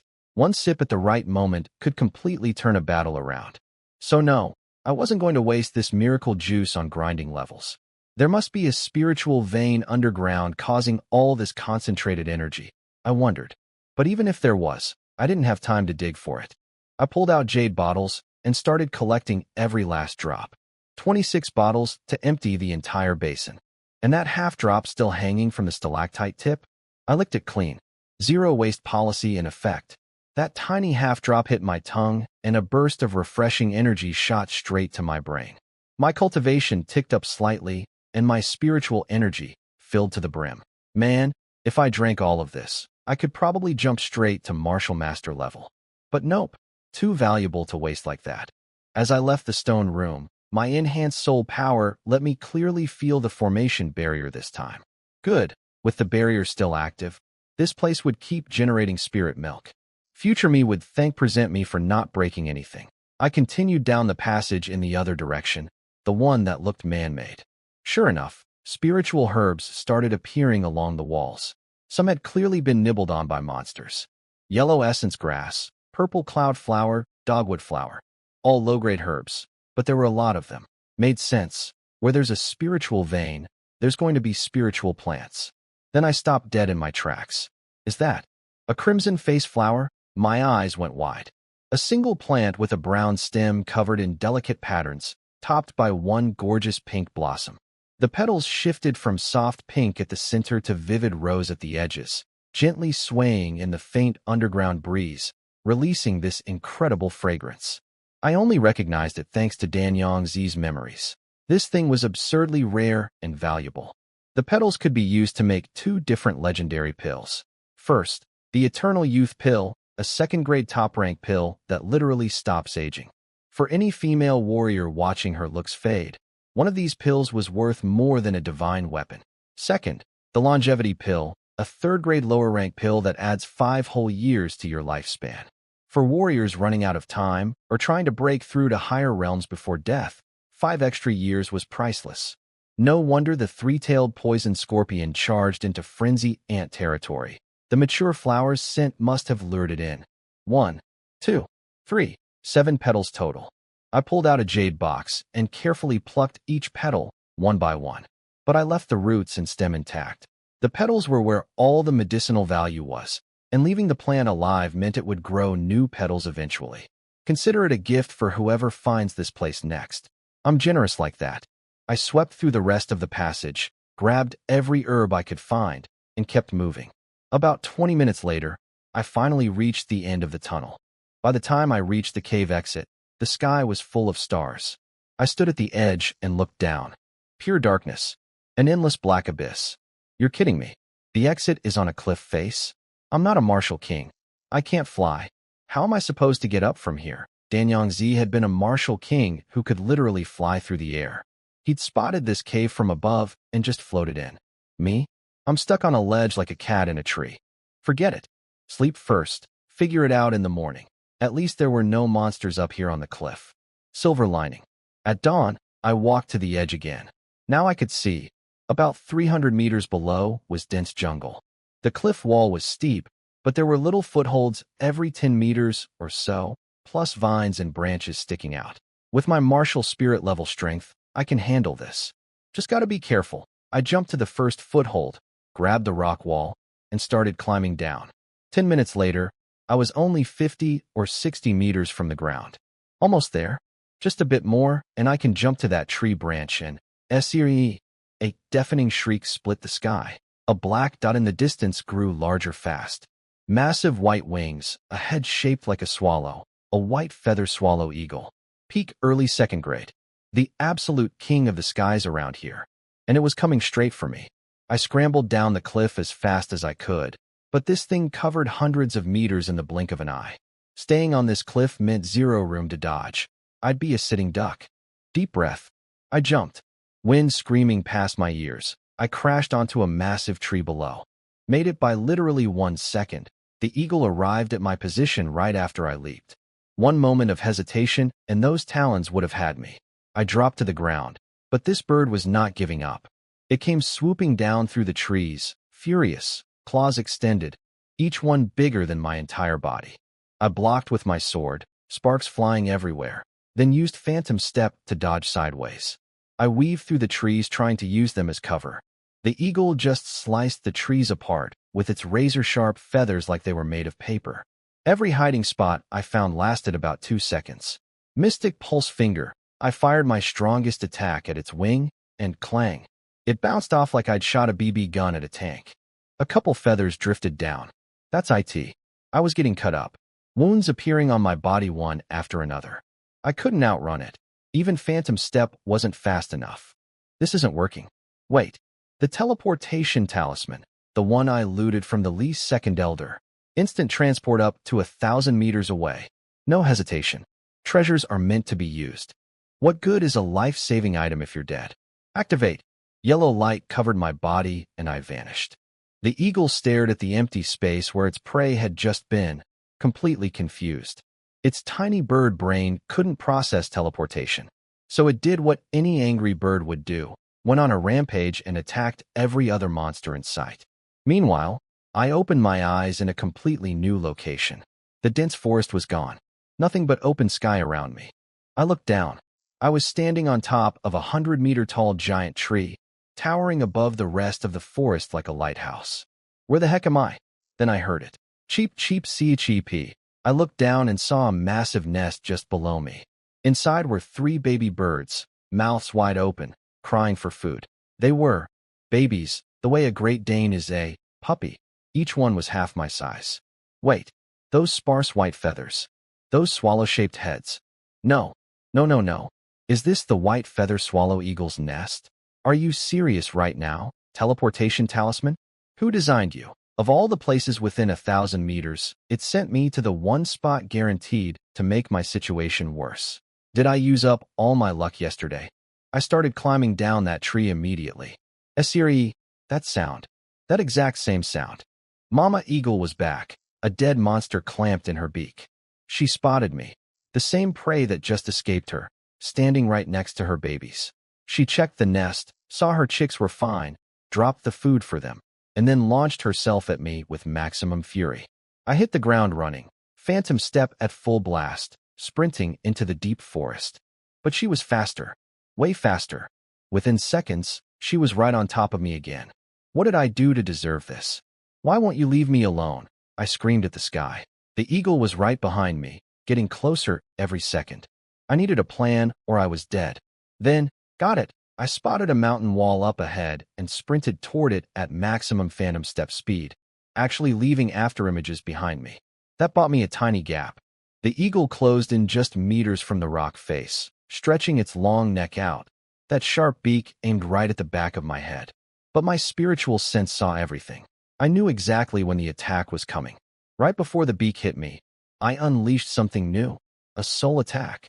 A burst of spiritual force straight into the eagle's mind. Its eyes rolled white and it went limp for just 1 second, but at the speed it was flying, 1 second was all I needed.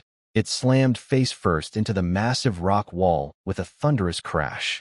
I spun around, sword already swinging, and chopped its neck clean off. Finally, chase over. Phew, phew. That was way too close. I sat on the ground gasping, head spinning. The technique I'd used was something I picked up from Dan Yangzi's memories, a short-range soul impact. It wasn't really a proper martial technique, just a trick that works on targets with weaker soul power than yours. And it had to be point-blank range. First time using it, and the energy drain was brutal. Even I was dizzy afterward. But the eagle's soul was nothing compared to mine after absorbing Dan Yangzi's power. One hit of soul confusion, 1 second of lost consciousness, one very hard wall. Done. System, collect. I grabbed the monster materials and core, then checked my stats. Host, Cloud Ting. Rank, Martial Spirit 3-star, 9 out of 30. Strength, 435. Speed, 468. Skill points, 3,736. 3-star already. This forest trip was doing wonders for my growth. Only one problem. Between the ant cave, the cliff, the teleportation, and being chased by a psychotic bird, I had absolutely no idea where I was. I checked the sun's position and used tree shadows to figure out directions. White Moon City was south, Tianyang City was northeast, so I needed to head east first to get my bearings. Then I realized something that made me want to scream. I ran the wrong direction this entire time. The whole eagle chase? I'd been fleeing west, completely opposite of where I needed to go. Classic. I sighed and started walking east. Without the eagle chasing everything away, monsters started popping up constantly, slowing me down. It took me 3 times as long to get back to where the eagle's nest was. From there, I confirmed my direction and headed east again. Gradually, the monsters thinned out and second-grade beasts disappeared entirely. I was reaching the forest's outer edge. I spread my spiritual sense and started detecting human tracks. Then, wait, is that her? I spotted something through the trees and vanished like a ghost, reappearing dozens of meters ahead. I hid behind a tree and watched. About a dozen warriors had surrounded a woman wearing a black face mask. They were laughing and taunting her. Behind them, dozens more fighters were arriving to join in. Come on, little lady, just come with us and hand over your stuff. I promise I won't hurt you. A massive guy at the front called out. Easily 2 meters tall, built like a bear, fists bigger than most people's heads, face like a brick wall. Something about him felt weirdly familiar, but I couldn't place it. I'd rather die than go with you thieves. She raised her sword at them defiantly. Then the crowd parted and out strolled this guy in a white robe, fanning himself with a paper fan. Good-looking face, sure, but those narrow little eyes were crawling all over the woman like a hungry wolf sizing up a meal. Pure sleaze. Qinli dropped the act. Nobody believes a word from the Skull mercenary group. You dare ambush me? When my father finds out, he'll destroy your entire group. The woman spat back furiously. I stayed behind my tree, watching this whole scene unfold, trying to figure out where I'd seen that big guy before. The fan-waving pretty boy was Qinli, the young leader of the Skull mercenary group. 25 years old, 7-star warrior. Grew up in a bandit camp and picked up every bad habit you could think of. Drinking, gambling, womanizing, the whole package. His favorite hobby? Chasing beautiful women by any means necessary. Apparently, he'd been at some auction in Yongle City, spotted this woman's face, and instantly lost his mind. Then he noticed she was rich too, dropping hundreds of spirit stones on multiple auction items. Beautiful and loaded? He gathered his goons and followed her into the forest. She caught them at the entrance and killed a few, but they kept chasing her all the way here. Fine then. No more Mr. Nice Guy. Zhu Yong, she's yours. Don't kill her though. I want the money and the girl. Got it, boss. Zhu Yong. The moment I heard that name, it clicked. Zhu Meng, the guy I killed back when I first entered Sunset Forest. He'd mentioned having a brother in the Skull mercenary group who was a squad captain. This giant must be Zhu Meng's older brother. No wonder his face looked familiar. Same ugly mug, just supersized. Zhu Yong ordered his men to charge. Dozens of mercenaries rushed the woman with swords and spears. But she was a 10-star warrior. These guys were mostly 3- and 4-star nobodies. She danced through their attacks like a fairy, swatting them away with casual waves of her hand, cutting them down without breaking a sweat. Qinli realized she was 10-star and quietly congratulated himself for not fighting her personally. Then the wheels started turning. She mentioned her father. Doesn't matter. Grab her, have my fun for a couple days. Kill her secretly, nobody knows. Real classy guy. Useless. All these men, and you can't handle one woman? Zhu Yong. You deal with her. Zhu Yong stepped up. His massive fists came crashing toward the woman's back like thunder. She sensed it just in time, blasted away the fighters in front of her, spun around, and blocked with her sword. Clang. Her sword actually bent from the impact. She got knocked back several meters before she could stop herself. Zhu Yong stood there grinning, wearing black combat gauntlets. That's why the sword didn't cut him. 10-star warrior. Thunder fist technique. You must be Zhu Yong, first squad captain of the Skull Mercenary Group. Heh. Sharp eyes, little girl. Ready to surrender now? In your dreams. You want my stuff? Come pay with your life. These two were both 10-star, evenly matched. Zhu Yong had raw, terrifying strength with his thunder fist. But the woman was fast and agile, dodging his heavy blows and striking back with precision.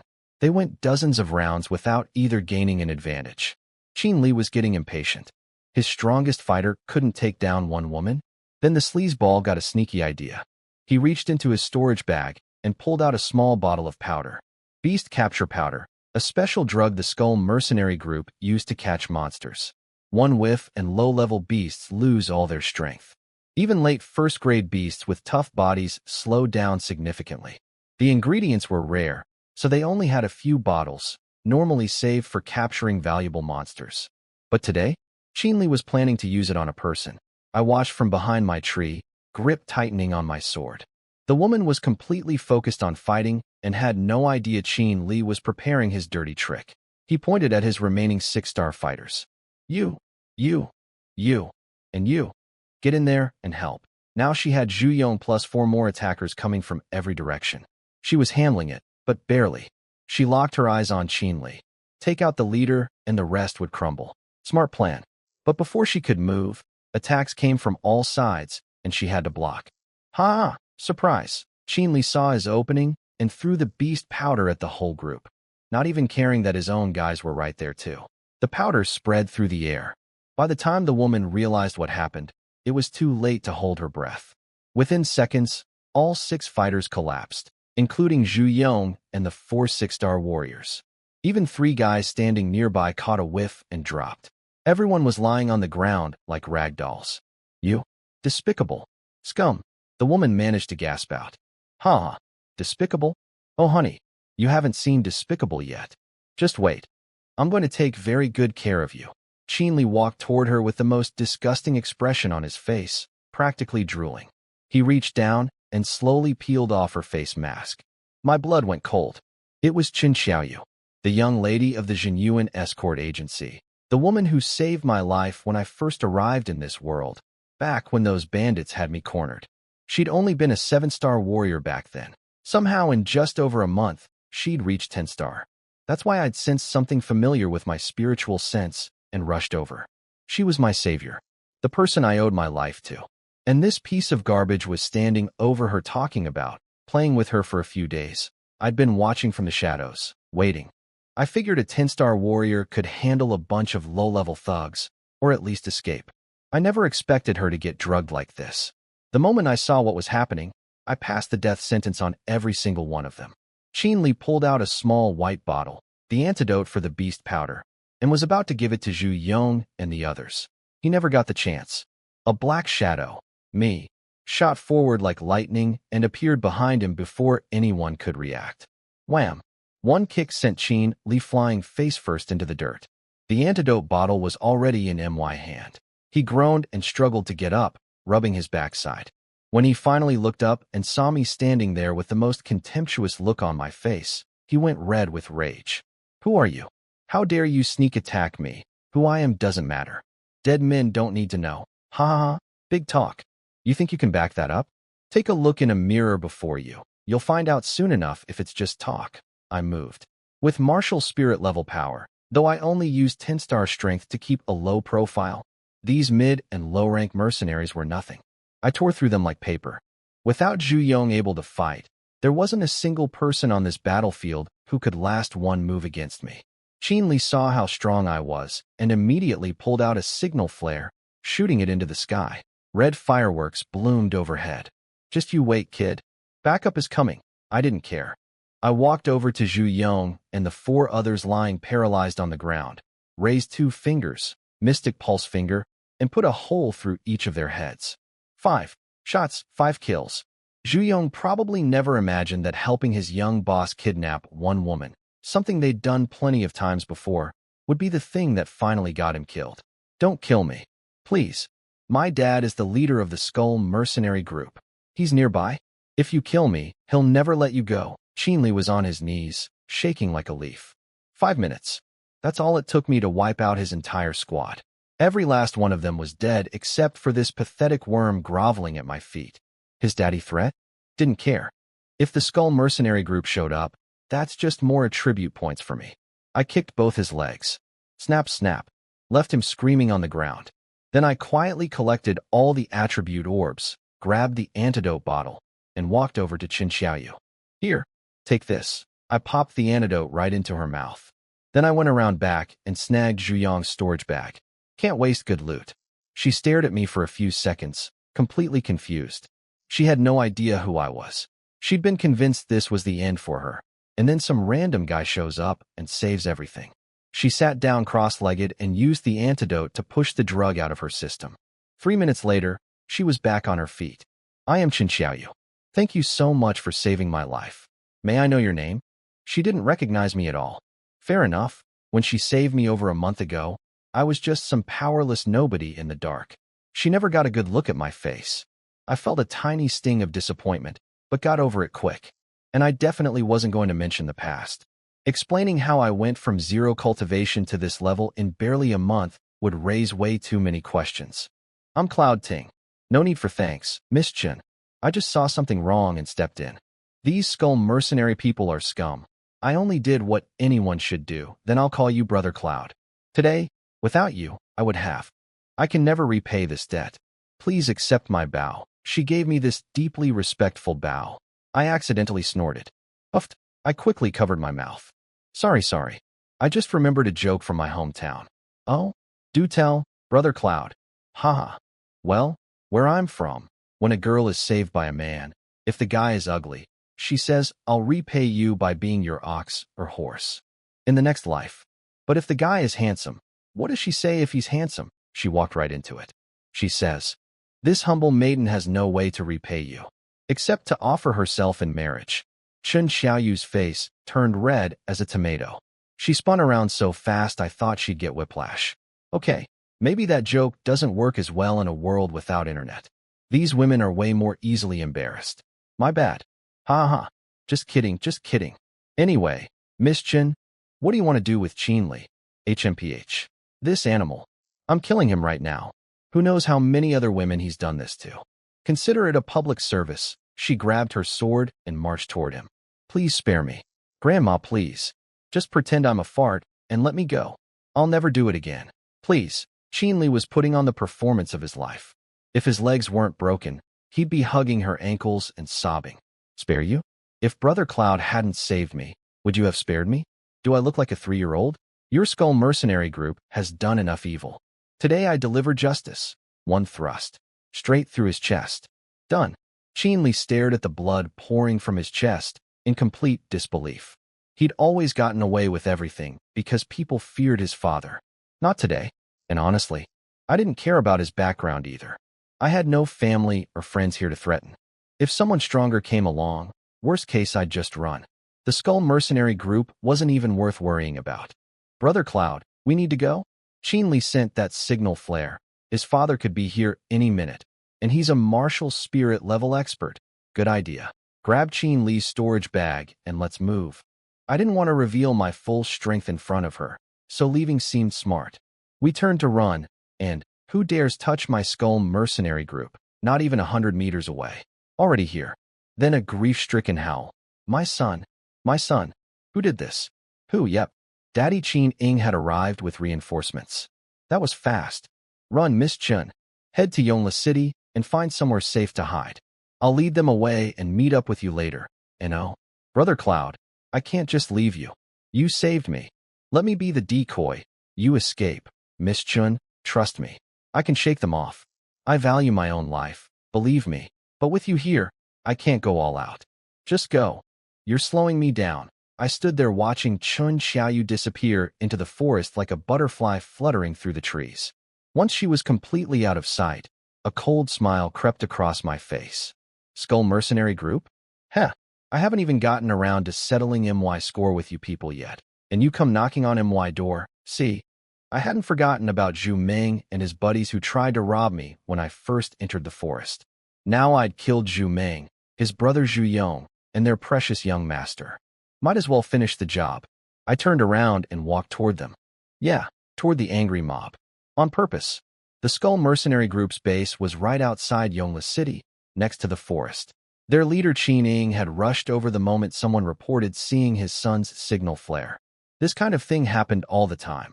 Qin would mess with the wrong person, Daddy would show up, flex his muscles, and everyone would back off.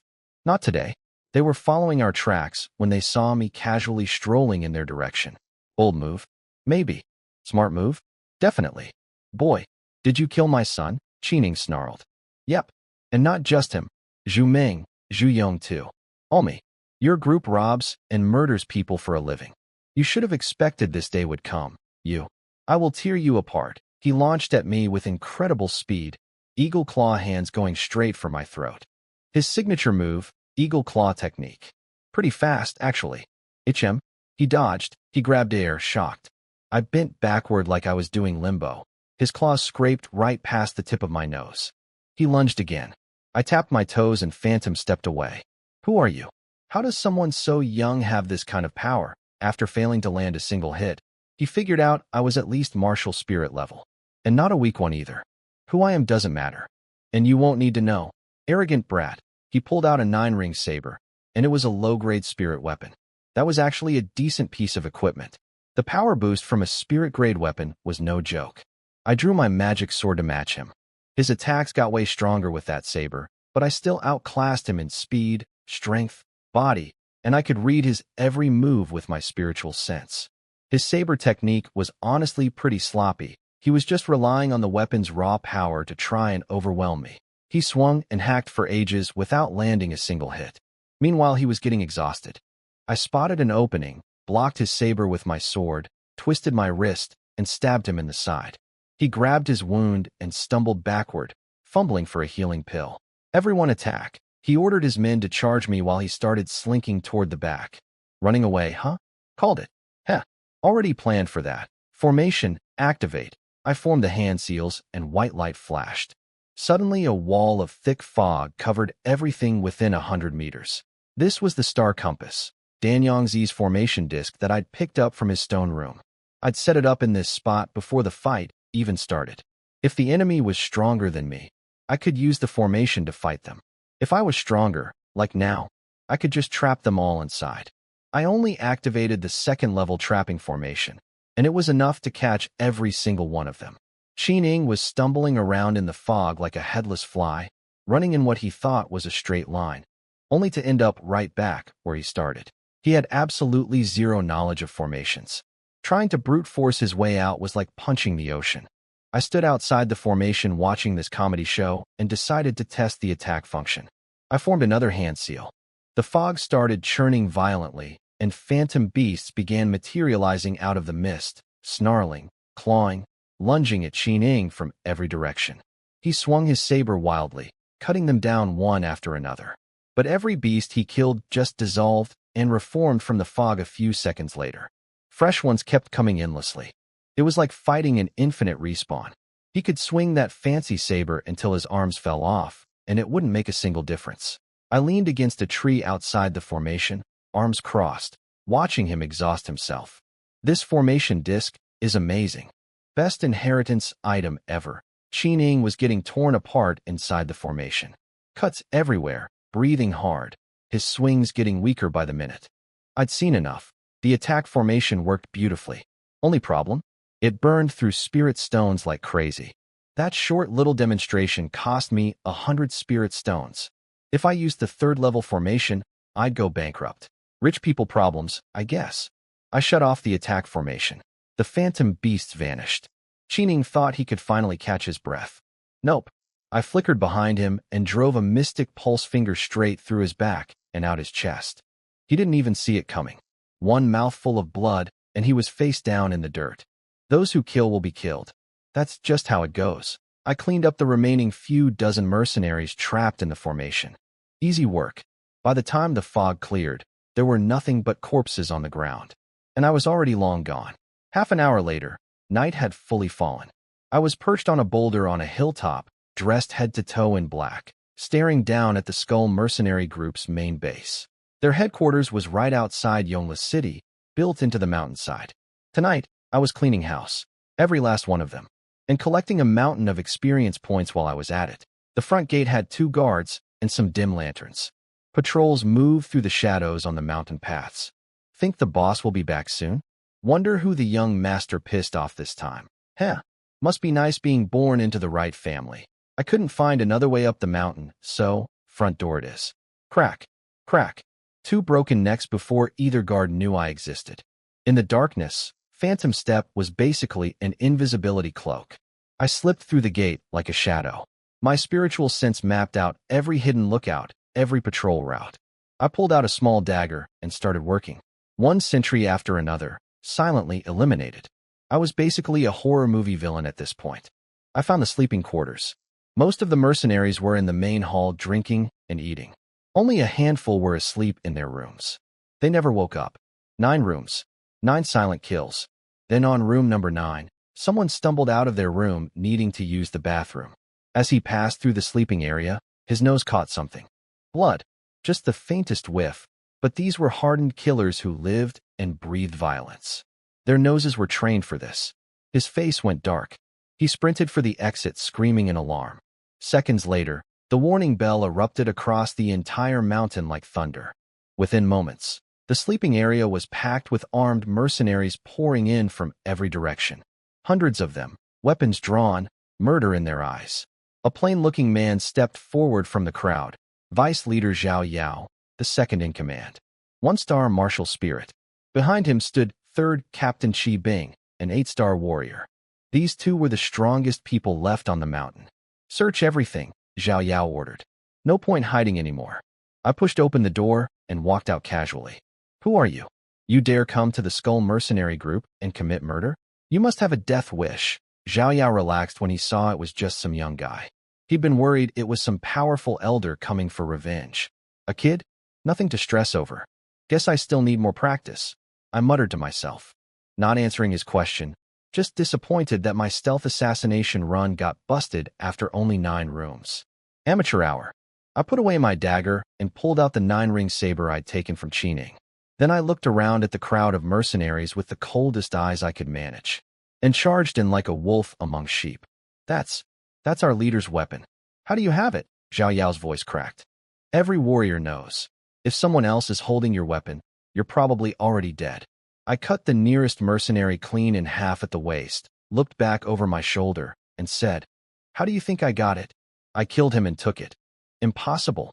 Impossible. Zhao Yao was screaming, but it was obvious he was just trying to hide his own panic. If I really killed Qining, then he didn't stand a chance either. And while he stood there having his little mental breakdown, I'd already dropped dozens of his guys.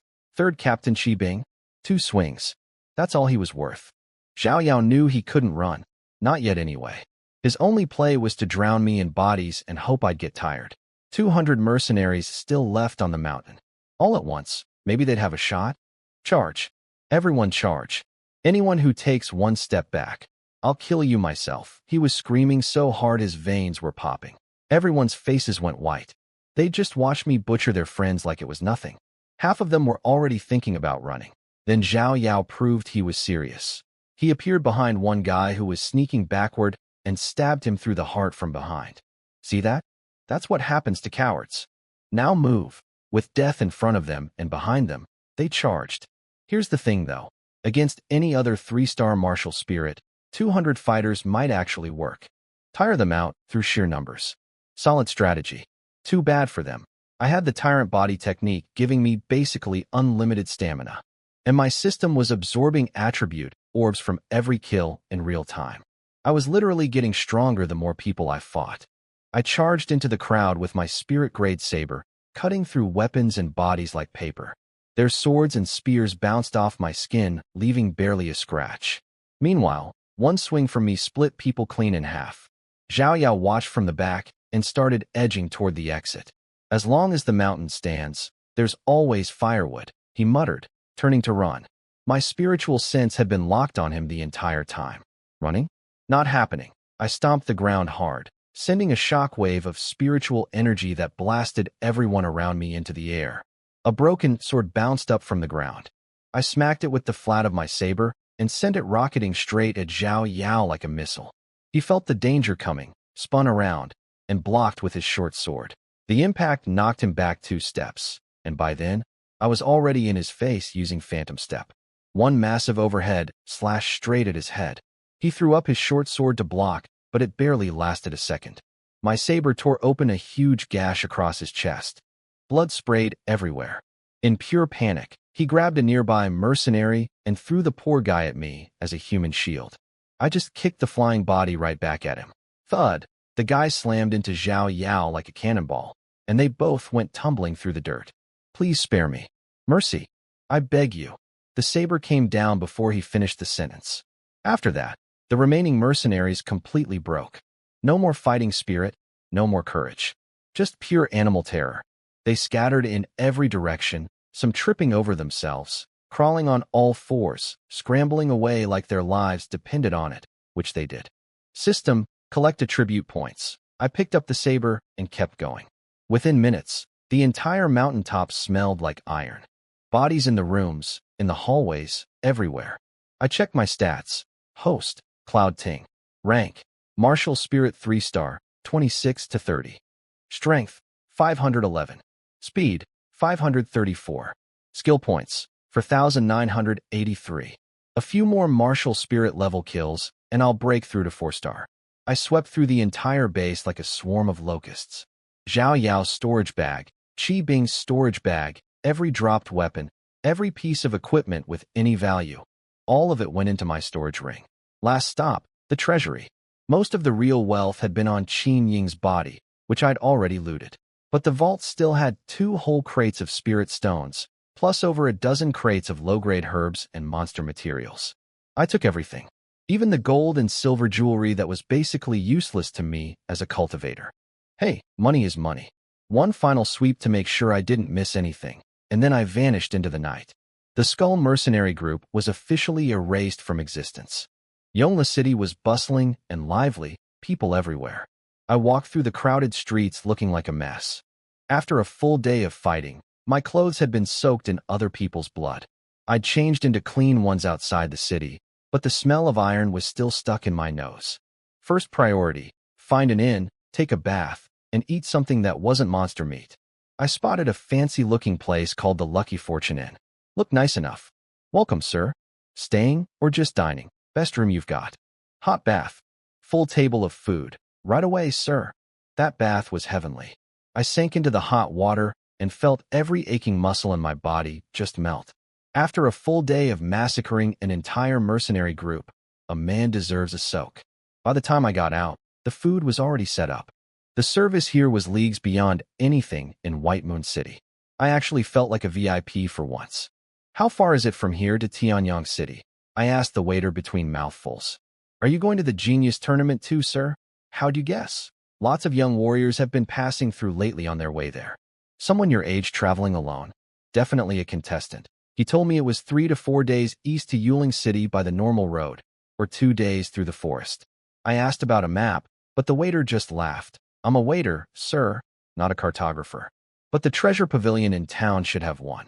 I flipped him a gold ingot as a tip. His eyes practically popped out of his head. Thank you, Sir. After eating my fill, I finally sat down and counted my loot from today. From Qin Ying alone, 1 low-grade spirit weapon saber, 2 top-grade magic swords, over 4,000 spirit stones, plus pills, herbs, minerals, and talismans. Add in Zhao Yao's and Qi Bing's storage bags, plus everything from the treasury, crates of spirit stones, dozens of crates of herbs and monster materials. Total value? Roughly 10,000 spirit stones. All mine now. I couldn't stop grinning. I organized everything neatly in my storage ring, then pulled out my alchemy furnace. Now that I was at martial spirit level, those beginner chi gathering pills were completely useless. But I had tons of fresh herbs, enough to make second-grade spirit recovery pills and second-grade greater spirit pills. Spirit recovery pills restores spiritual energy for martial spirit warriors. One pill and a 3-star martial spirit gets most of their power back. Greater spirit pills boost cultivation. One pill equals 10 days of training. I already knew both recipes from Danyang Zi's memories. This was my first time making second-grade pills, though. My alchemy level was maxed at first grade, so second-grade lower-rank pills should be fine. But I still prepared carefully. Departing fire technique, I summoned Red Flame, and using Medicine King Valley's fire control methods from Danyang Zi's memories, I shaped the flame around the furnace like a living thing, dragon shapes, flower blooms, perfectly even heating. This fire control technique is incredible. I fed the herbs in one by one, watching them melt in the heat. Eyes closed, I replayed every tip and trick from Danyang Zi's knowledge over and over. Then the secret ingredient. Last step, spirit milk. I opened the lid and added one tiny drop. Condense. A rich medicinal fragrance filled the entire room. Congratulations, host. You are now a level 2 alchemist. The system chimed in before I even opened the furnace. Already knew I'd succeeded. 4 smooth, perfectly round pills sat inside, each one glowing with faint white light. Can't reach maximum yield on my own skill yet. Full output would be more pills per batch, but 4 on my first try? That was actually really good. I stored 3 and popped one into my mouth. It dissolved instantly, and a tsunami of spiritual energy flooded my entire body. Every meridian, every cell, completely topped off. All the energy I'd burned through today, restored in 1 second. This is what spirit milk does to a pill. I was stunned. The standard recipe didn't call for spirit milk, but Danyang Zi's memories said it could enhance any pill's potency. So I'd added 1 drop as a test. The result was insane. This enhanced version could fully restore a 5 or even 6-star martial spirit's entire energy reserve instantly. And my body was way tougher than a normal 3 stars. Yet I felt like spiritual energy was about to overflow out of me. 1 drop of spirit milk. That's all it took to turn a regular pill into something absolutely broken. I looked at my remaining 25 bottles of spirit milk and smiled. This was going to be fun. System, upgrade level 2 alchemist. I thought about it and decided to spend 1,500 skill points to max out my second-grade alchemy immediately. The math was simple. A maxed-out alchemist produces 9 pills per batch instead of 4 or 5. That's almost double. Each spirit recovery pill was worth at least 300 spirit stones, so losing 4 pills per batch meant throwing away 1,200 spirit stones every time. And my enhanced versions with spirit milk were worth even more. Yeah, that 1,500 skill points would pay for itself real fast. I spent the entire night making pills and honestly, I was having the time of my life. Didn't even notice morning had arrived until the waiter knocked with breakfast. Final count. 5 batches of enhanced spirit recovery pills, 39 total. 3 batches of enhanced greater spirit pills, 27 total. Beautiful. I'd wanted to make the meridian restoration pill for Sun Chong too, since I had spirit milk now. But I was still missing 1 ingredient. Exquisite stone bamboo shoot. Maybe I could find it at the treasure pavilion today while buying a map. If I could make that pill before the tournament, I'd be free to use my top 3 prize pick on something for myself instead. I wolfed down breakfast and headed out. Following the waiter's directions, I found the place quickly. An enormous, gorgeous building with Treasure Pavilion written on a massive sign above the entrance. The moment I stepped inside, I noticed the spiritual energy was way denser than outside. They had a spirit gathering formation covering the whole building. Fancy. Welcome, sir. How can I help you? A sweet voice. A pretty woman in a cheap house-style outfit walked over with a warm smile. Her name was Zhang Yin, a sales attendant. I scanned her with my spiritual sense. A 4-star warrior working as a shopkeeper? This treasure pavilion was no joke. Just call me Xiao Zhang. Do you sell maps of the area around Sunset Forest? Going to the Genius Tournament, sir? We don't have large-scale forest maps, but we do have local maps including routes to Tianyang City. I'll take one. Also, do you have second-grade spiritual herbs? Her eyes lit up. Second-grade herbs meant big sales, which meant big commissions. Yes, sir. Please follow me. She led me upstairs. That's when I noticed the formations weren't just around the display counters. They covered the entire building. Walls, floors, everything. All first-grade defensive formations, but still impressive. And this was just a branch store. We reached the herb section, and I started shopping. Those 5 fish scale grasses, I'll take them. 10 jade dragon fruits, I'll take them. That blood jade flower, taking it. I kept walking, pointing at things, not even asking prices. Zhang Yin was scribbling frantically on her list, her eyes getting wider with every item. I could practically see the commission calculations running through her head. After a full loop, I still hadn't found what I really needed. Do you have exquisite stone bamboo shoot? Her face fell. I'm sorry, sir. That's quite rare. We had one, but it was auctioned off just yesterday. Do you know who bought it? I'm sorry, we can't disclose buyer information. And I personally don't know who won the auction. That's a shame. I sighed. We could request a transfer from one of our other branches, or you could try the Treasure Pavilion in the prefecture capital or the Imperial City. They'd likely have it. Transfer would take too long. I'll look when I get to Tianyang City. Of course. Anything else you need? Show me your crafting materials section. I need supplies for weapon forging. Danyang Zi's memories included expertise in alchemy, weapon crafting, and formation building. I'd only learned alchemy so far. Might as well start picking up the other two. More skills never hurts, right? Zhang Yin led me to the materials area without a word, though I could tell she was quietly wondering if I could actually pay for all this. The herbs alone came to nearly 2,000 spirit stones, enough to buy a small family's entire fortune. She didn't ask, though. Smart girl. Just kept smiling and writing things down. I spent another 10 minutes grabbing crafting materials, then headed to the reception area to settle up. Here's your map, sir. Zhang Yin handed it over. Great. Calculate everything I owe, and also, send your manager down, please. She parked me in the VIP area with tea, then scurried upstairs. A few minutes later, she came back with the manager, an ordinary-looking middle-aged guy you'd forget the moment you looked away from him. But my spiritual sense told me this plain-faced nobody was a 3-star martial spirit.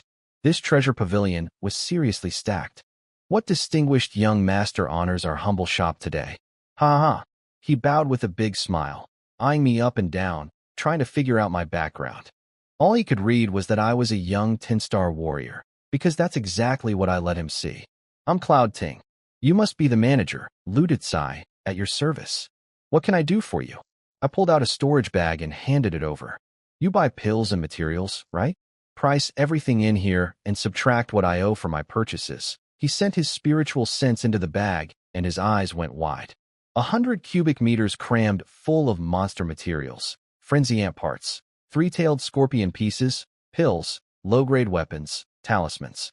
All stuff I'd been collecting that was basically useless to me now. Xiaozhong, take young Master Cloud to the VIP lounge and bring out my private tea collection. Oh, now I get the good tea. Money talks, I guess. He was fast. I'd barely finished one cup when he came back grinning even wider than before. Your materials total 3,413 spirit stones. Your purchases total 2,652 spirit stones. Since this is your first major transaction with us, I'll round down to 2,600. Net balance. 813 spirit stones, already in the bag. He handed me the bag plus a fancy silver card with the character 4, treasure, on it. This is our silver crystal card. 5% discount on all future purchases at any Treasure Pavilion location. Much appreciated, Manager Liu. I pocketed the card and walked out.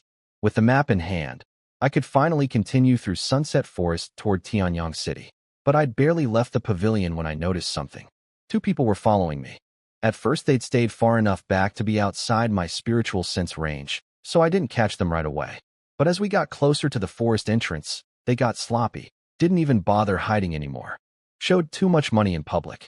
Careless, I scolded myself. Buying thousands of spirit stones worth of goods out in the open? Of course someone noticed. I'd gotten cocky after powering up. Needed to be more careful. Lucky for me, these 2 weren't exactly top-tier threats. Both 1-star martial spirit. Hope you don't regret this. I sped up and entered the forest. Ran a short distance, then stopped and waited. Bro, I think the kid noticed us.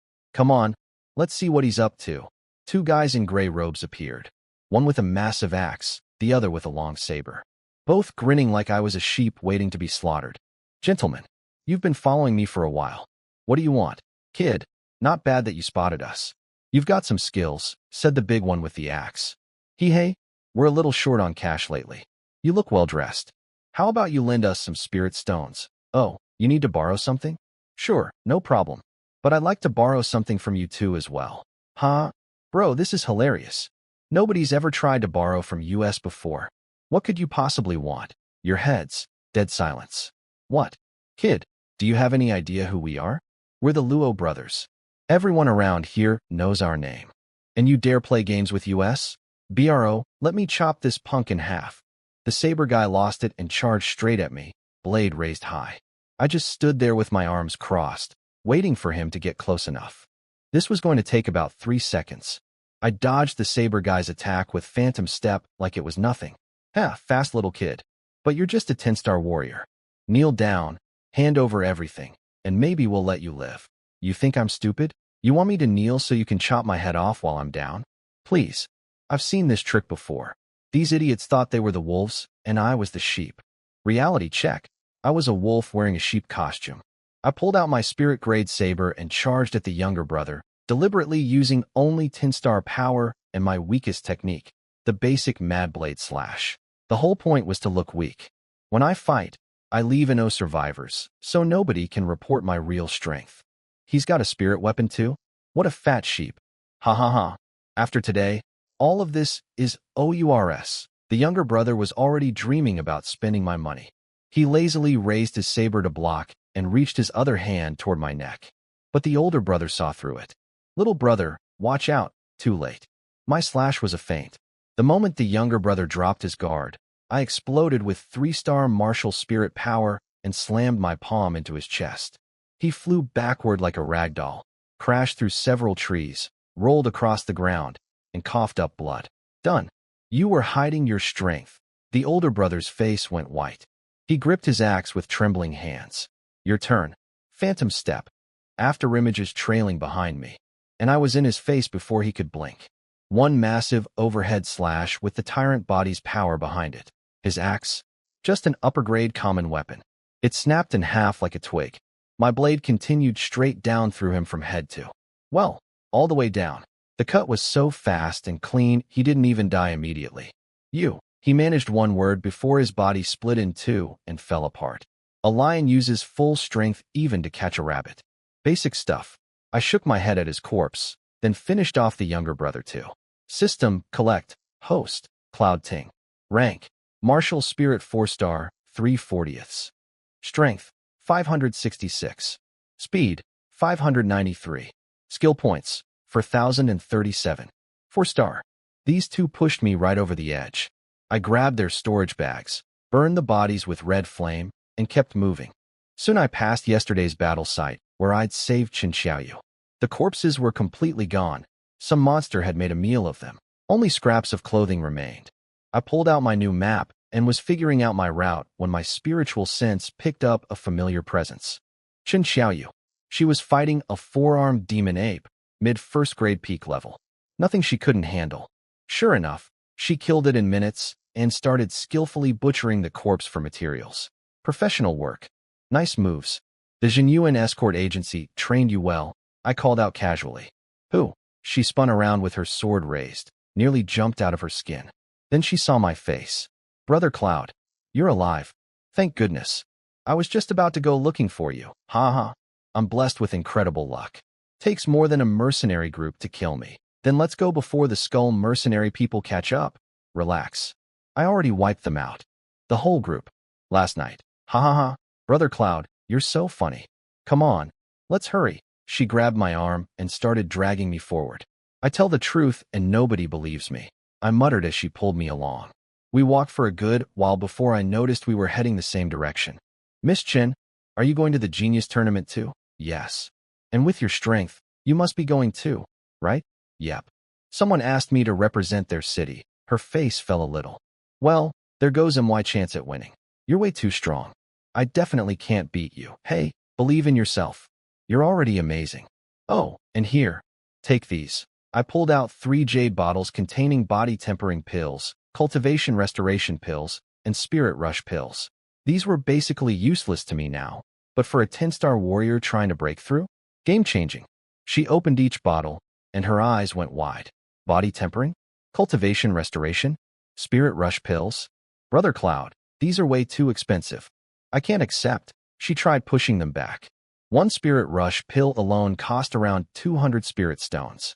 Many tournament contestants were competing specifically to win those pills. And I was just handing them out like candy. Keep them. I've got plenty more. And between you and me, I leaned in with a grin. I'm a level 2 alchemist. I can make these myself. A level 2 alchemist? Brother Cloud, you're a level 2 alchemist? Qin Xiaoyu looked like her brain was short-circuiting. Can't blame her. Even a level 1 alchemist was treated like royalty. In the entire Tianyang prefecture, you could probably count the level 2 alchemists on one hand. And here I was, barely into my 20s. Of course, she probably assumed I could only make basic second-grade pills. If she knew I was making spirit milk-enhanced versions. Well, let's keep some secrets. So you see, I really don't need these pills. Take them. Start with the body tempering and cultivation restoration pills to build a solid foundation. Once you've absorbed those, take the spirit rush pills. Breaking through to martial spirit should be smooth after that. I'd noticed her weaknesses yesterday watching her fight Zhu Yong. Her power was lacking, and she'd advanced too quickly, leaving her cultivation a bit shaky. That's why she struggled so hard against a brute force fighter. The pills I gave her would fix exactly those problems. Then I won't be polite. Hee. She finally accepted with a big smile. We kept traveling together, and I let her handle most of the monsters we ran into. Good training for her. She had solid inherited techniques from the Jinyuan escort agency, mystic-grade sword style, and footwork. Against most first-grade beasts, she was fine. But then we ran into an earth savage bear. That thing's body was like a tank. Her elegant sword techniques just bounced off its hide. Even her combat talismans barely slowed it down. I stepped in, activated Tyrant Body, went toe-to-toe with the bear using pure physical strength, punched it around until it couldn't stand, then finished it with Mystic Pulse Finger. See what I mean about your power? Your sword style is graceful and tricky, perfect against human fighters, since most warriors have weak spots like their throat and eyes. But against a beast with armor-plated skin, your attacks do nothing. You need to either train a body-refining technique to widen your meridians and hold more energy, or really polish your cultivation to boost both the quality and quantity of your spiritual power. I understand, Brother Cloud. I'll train harder. She nodded eagerly. As the day went on, I had to step in less and less. Unless it was a second-grade beast, she could handle it. Not always winning clean, but her improvement was visible in real time. Her talent and instincts were genuinely impressive. If I didn't have my cheat code system, who knows if I'd even be at her level right now. When night fell, we found a hidden cave to camp in. I got a fire going and started preparing dinner. Today's menu? One massive bear paw from the Earth Savage Bear, seasoned with spices and slowly roasted over the flames. Plus several fat spirit fish I'd caught from a stream we passed earlier. You know what they say? You can't have your fish and your bear paw at the same time. Well, look at this. We've got both tonight. Ha ha ha ha. Grumble grumble. Qin Xiaoyu's stomach betrayed her. She'd been fighting all day and was starving. Smells amazing. Brother Cloud, is it ready yet? She was sitting right next to the fire, staring at the sizzling paw with laser focus. Hot oil was dripping off the meat, filling the cave with the most incredible aroma. Almost. Patience, you can't eat hot tofu in a rush. I pulled out a jade bottle filled with honey from a killer bee monster weed encountered earlier. I'd torched the whole hive with red flame, and weed looted every drop. I sliced the bear paw into chunks, arranged them on a big plate, and drizzled the entire bottle of honey over everything. Meat smell plus honey smell equals heaven. Dig I in. The words barely left my mouth before she grabbed a chunk and started devouring it. MMPH, show good. Showed GHOOD. She was talking with her mouth completely stuffed, cheeks puffed out like a hamster. Total foodie energy. Ha. Slow down, Miss Chun. Nobody's fighting you for it.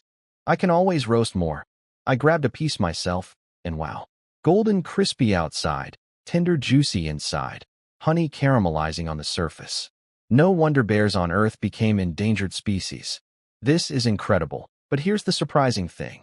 I could actually feel my physical body getting slightly stronger from eating this. The bear's flesh was so rich with energy that even at my level, there was a noticeable boost. How come regular monster meat didn't do this? Must be because the Earth's savage bear's body was so incredibly powerful. Whatever.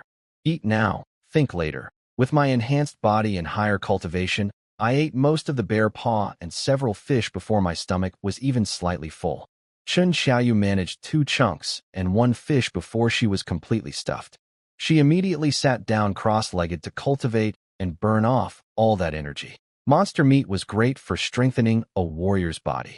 If Chun Xiaoyu kept eating like this, her constitution would improve over time.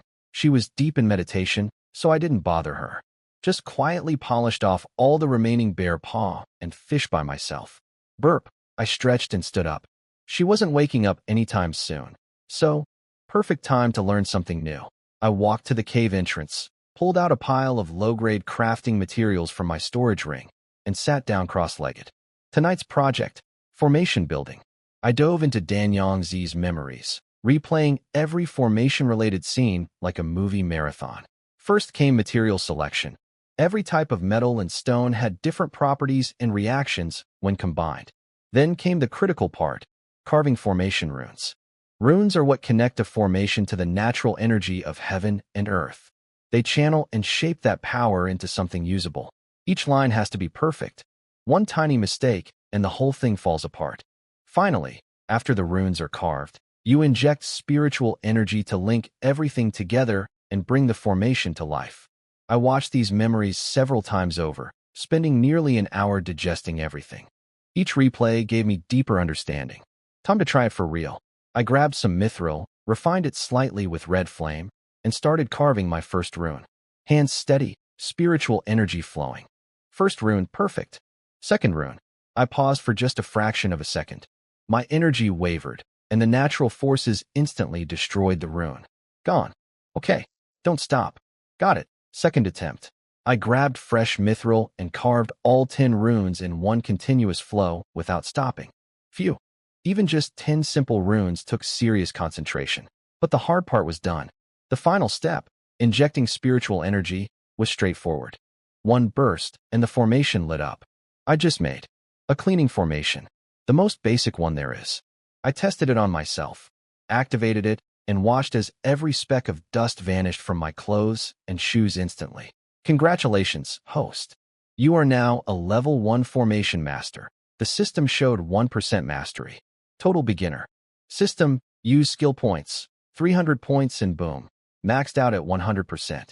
For my current skill point reserves, 300 was pocket change. Now I was cooking.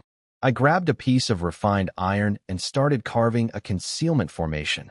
Way more complex, dozens of runes required. But with maxed out mastery, every single rune flowed effortlessly, like I'd been doing this my whole life. I placed the finished formation at the cave entrance and activated it. Walked outside, turned around, and the cave was gone. Just a blank rock wall. Unless you had incredibly powerful soul sense or were a formation expert yourself, you'd walk right past this place and never know it existed. Beautiful. Then I went back and carved a defensive formation too. Layered it right on top of the concealment one. Double protection. Tonight we could sleep worry-free. I was standing there admiring my work when, Kaya! A shriek from inside the cave nearly gave me a heart attack. That was Chun Xiaoyu. I activated Phantom Step and sprinted toward her. She saw me appear and screamed again, then slapped both hands over her face and spun around. Miss Chun, what happened? Are you okay? Why are you covering your face? I grabbed her shoulder trying to check if she was hurt. Brother Cloud, don't touch me. Go away. Then I noticed it. Black gunk all over her body and face. The smell hit me next. Oh. She'd taken the body-tempering pill while meditating. The pill triggered a meridian cleansing, pushing all the impurities out through her skin. I'd gone through the same thing myself back when I first used those pills. For a young woman to suddenly be covered in stinking black slime and have a guy see her like that? Yeah, mortifying. I scratched my nose awkwardly. Right. Sorry about that. From around the corner came the rustling sounds of clothes being changed. My spiritual sense twitched instinctively. I almost extended it before catching myself at the last possible millisecond. Nope. Control yourself, Cloud Ting. Be a gentleman. I walked silently back toward the cave entrance. She thought I was just a 10-star warrior with no spiritual sense. If she knew I actually could see through walls, she definitely wouldn't be changing clothes 20 meters away around a corner. A few minutes later, she emerged freshly cleaned.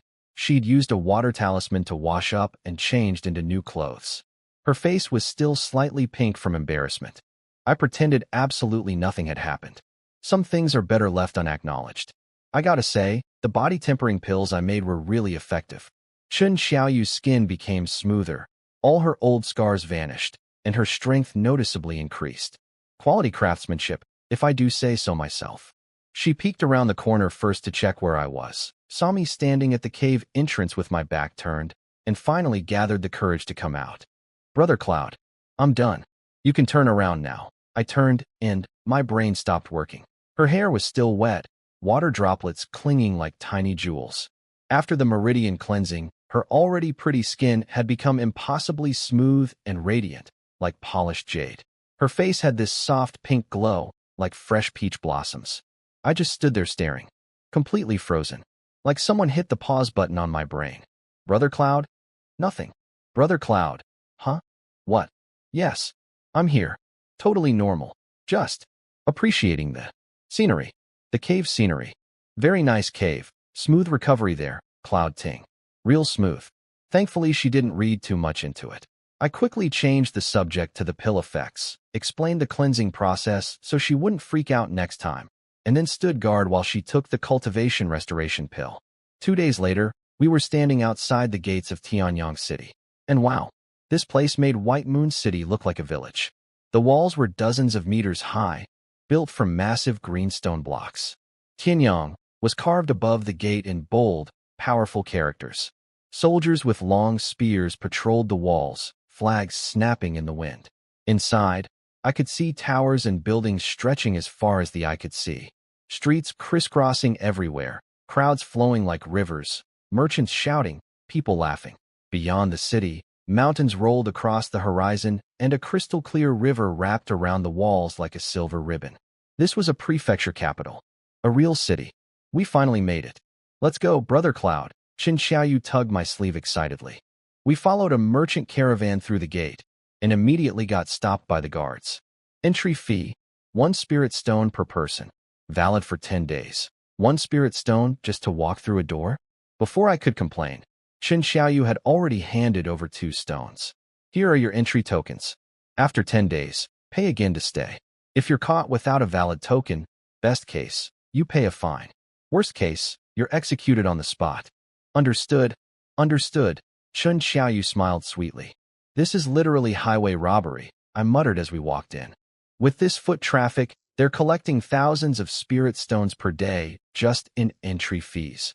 Of course, the prefecture lord also had thousands of elite warriors on payroll, plus a 20,000-strong army outside the city. That kind of military costs astronomical amounts to maintain. Still felt like a scam, though. Come on, Brother Cloud. It's just 2 spirit stones. Let's go. She dragged me forward before I could rant anymore. I examined the entry token while walking. Plain iron. Nothing special, but it had a tiny formation embedded in it. My spiritual sense cracked it open in seconds. 2 simple formations, a timer set to 10 days, and a sensor linked to the massive second-grade peak formations surrounding the entire city.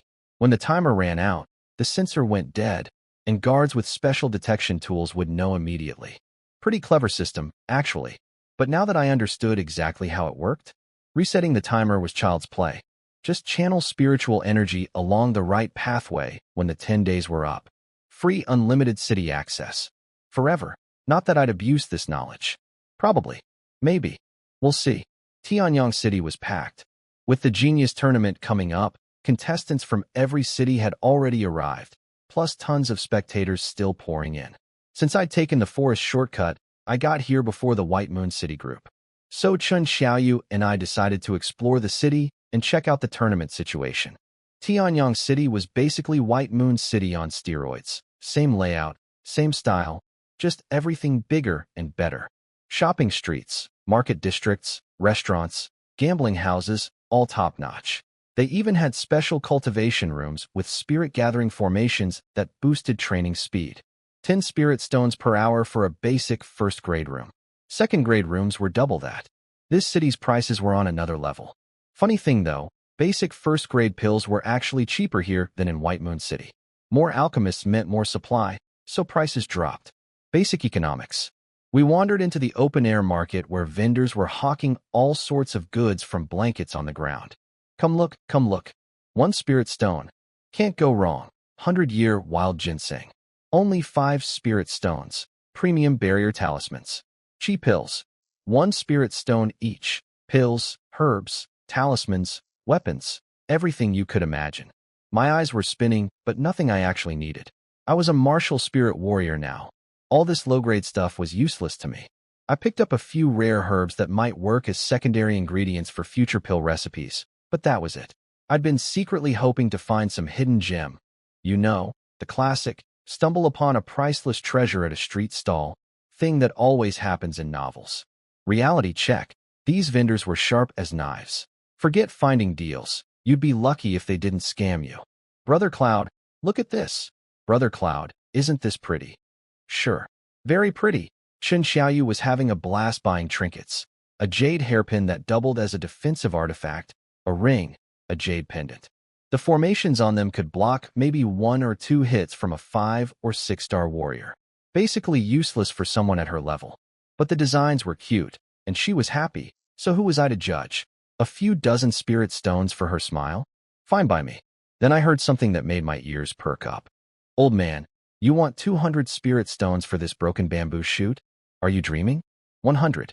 Take it or leave it. No, 200. Not a stone less. I extended my spiritual sense toward the commotion, and my heart jumped. Sitting on that vendor's blanket was an exquisite stone bamboo shoot. The exact ingredient I needed for Sun Chong's Meridian Restoration Pill. The one I couldn't find at the Treasure Pavilion in Yongle City.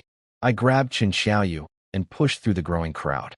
The vendor was an old man, maybe a 4-star warrior. Weathered face, white hair, hunched back, wearing a black robe that had been washed so many times it was nearly gray. His little blanket had a few low-grade herbs scattered on it, with the stone bamboo shoot as the obvious centerpiece. The shoot was about a foot tall, translucent and crystalline, glowing with faint spiritual light. One corner was chipped off, but that didn't matter. The medicinal power was concentrated in the core. The young man, trying to bully the old vendor, was some rich kid in fancy clothes with a high-grade weapon at his hip, clearly used to getting whatever he wanted. Turns out the old man's son had risked his life in Sunset Forest to harvest this herb and got seriously injured doing it. The father was selling it to buy healing medicine. His son told him it was worth 200 spirit stones, actually a fair price, since they normally went for 200 to 250. Old man, don't push your luck. I'm Lu Hai from Nanning City. I never pay for things. 100 spirit stones is generous. He slammed 100 stones on the blanket and reached for the shoot. Chen Xiaoyu had seen enough. That's disgusting. Bullying an old man. What kind of man are you? She marched right up and blocked Lu Hai's hand. Oh, a pretty one. Trying to be a hero, sweetheart. He forgot all about the herb the second he saw her face. Classic sleazeball. Yeah, I'm interfering. What are you going to do about it? Try your for-sale trick when the market patrol is right there. Like magic, a patrol squad walked over, led by an 8-star warrior squad captain responsible for this section of the market. What's going on here? Who's causing trouble? SIR. This man is forcing a sale. Right there. Him. Chen Xiaoyu pointed straight at Lu Hai. Every single person in the crowd turned to stare at him. Lu Hai panicked, quickly put the bamboo shoot back on the blanket, and waved his hands frantically.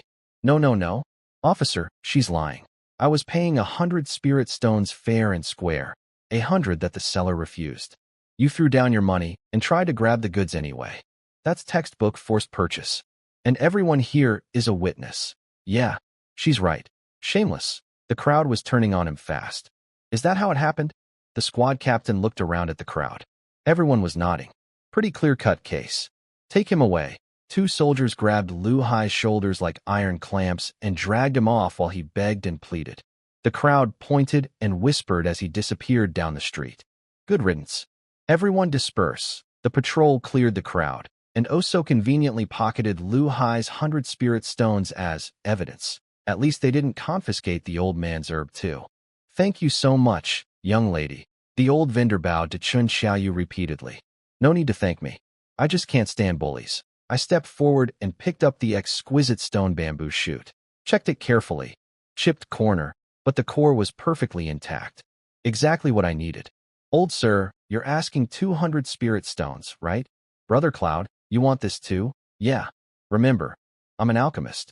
This is exactly the ingredient I've been looking for. I tried to buy one back in White Moon City, but someone snatched it at auction before I could. Qin Xiaoyu's face went through about 5 different expressions. Brother Cloud, that person who bought the one at auction. That was actually me, what? It was you this whole time? The ingredient I'd been hunting across 2 cities was literally walking next to me for the past 3 days. You can't make this stuff up. I paid the full 200 spirit stones without hesitation. The old man tried to give us a discount out of gratitude, but I pressed the storage bag into his hands and pulled Chun Xiaoyu away before he could argue. His son needed healing medicine. He needed every stone. Once we left the market, Chun Xiaoyu couldn't hold it in anymore. Brother Cloud, can you really make the Meridian Restoration pill? She stared at me with these big, hopeful eyes. Turns out her mother had damaged her meridians trying to break through to a higher realm. Not life-threatening, but her channels ached every time she cultivated. Qin Xiaoyu had been collecting ingredients along the way, planning to hire an alchemist here in Tianyang City. Absolutely no problem. Is that why you bought the bamboo shoot? Huh? What a joke. A mocking voice came from behind us. Some flashy guy in an expensive alchemist robe strolled up, fanning himself with a folding fan, 2 servants trailing behind him. He had a purple gold badge pinned to his chest, an alchemist guild credential. The Meridian Restoration pill is a second-grade mid-rank pill.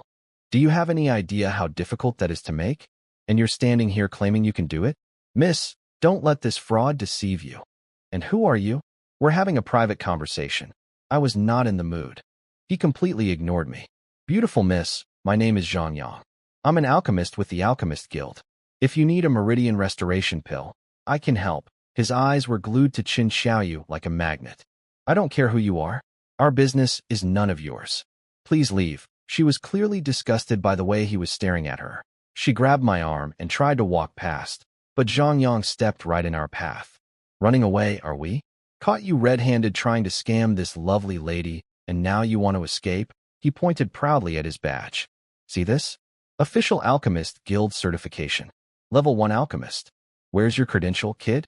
You don't even have one. And you dare claim you can make a Meridian Restoration pill? Don't make me laugh. Then he turned back to Qin Xiaoyu with his best charming smile. My master is Wang Mingxian, the famous level 2 alchemist of Tianyang City. If I ask him, he can definitely make your pill. Wang Mingxian. Qin Xiaoyu's eyes went wide. Wang Mingxian was a huge name here, one of the top alchemists in the entire city. Only the guild president and vice president ranked above him. He'd actually been one of her top candidates for making the pill, which meant if she offended his student now. I don't have a guild credential, I said flatly. But that doesn't mean I can't make the pill. What's the problem? Oh, no credential? Then who's your master? Name them. Let's see which great master taught you. My master's name is way above your pay grade. I grabbed Qin Xiaoyu's arm to leave, but this guy kept blocking us. In Tianyang City, you couldn't fight in the streets, or I'd have already rearranged his face. Dude, are you broken in the head? Why are you so obsessed with us? I knew exactly what this was. Fellow male, fellow human. I could read him like a book. He'd spotted a pretty girl, wanted to impress her, and was using me as the stepping stone to make himself look good. Classic white knight with ulterior motives move. I simply don't want this beautiful lady to be deceived by a fraud. Qin Xiaoyu had had enough. Zhang Yang, our affairs are none of your concern. I trust Brother Cloud's abilities completely. Now stop following us. She yanked my arm, and we power walked away from that clown. Annoying? Yes, but at least I now had both bamboo shoots, mine and hers. 2 chances to make the Meridian Restoration pill. Things were looking good.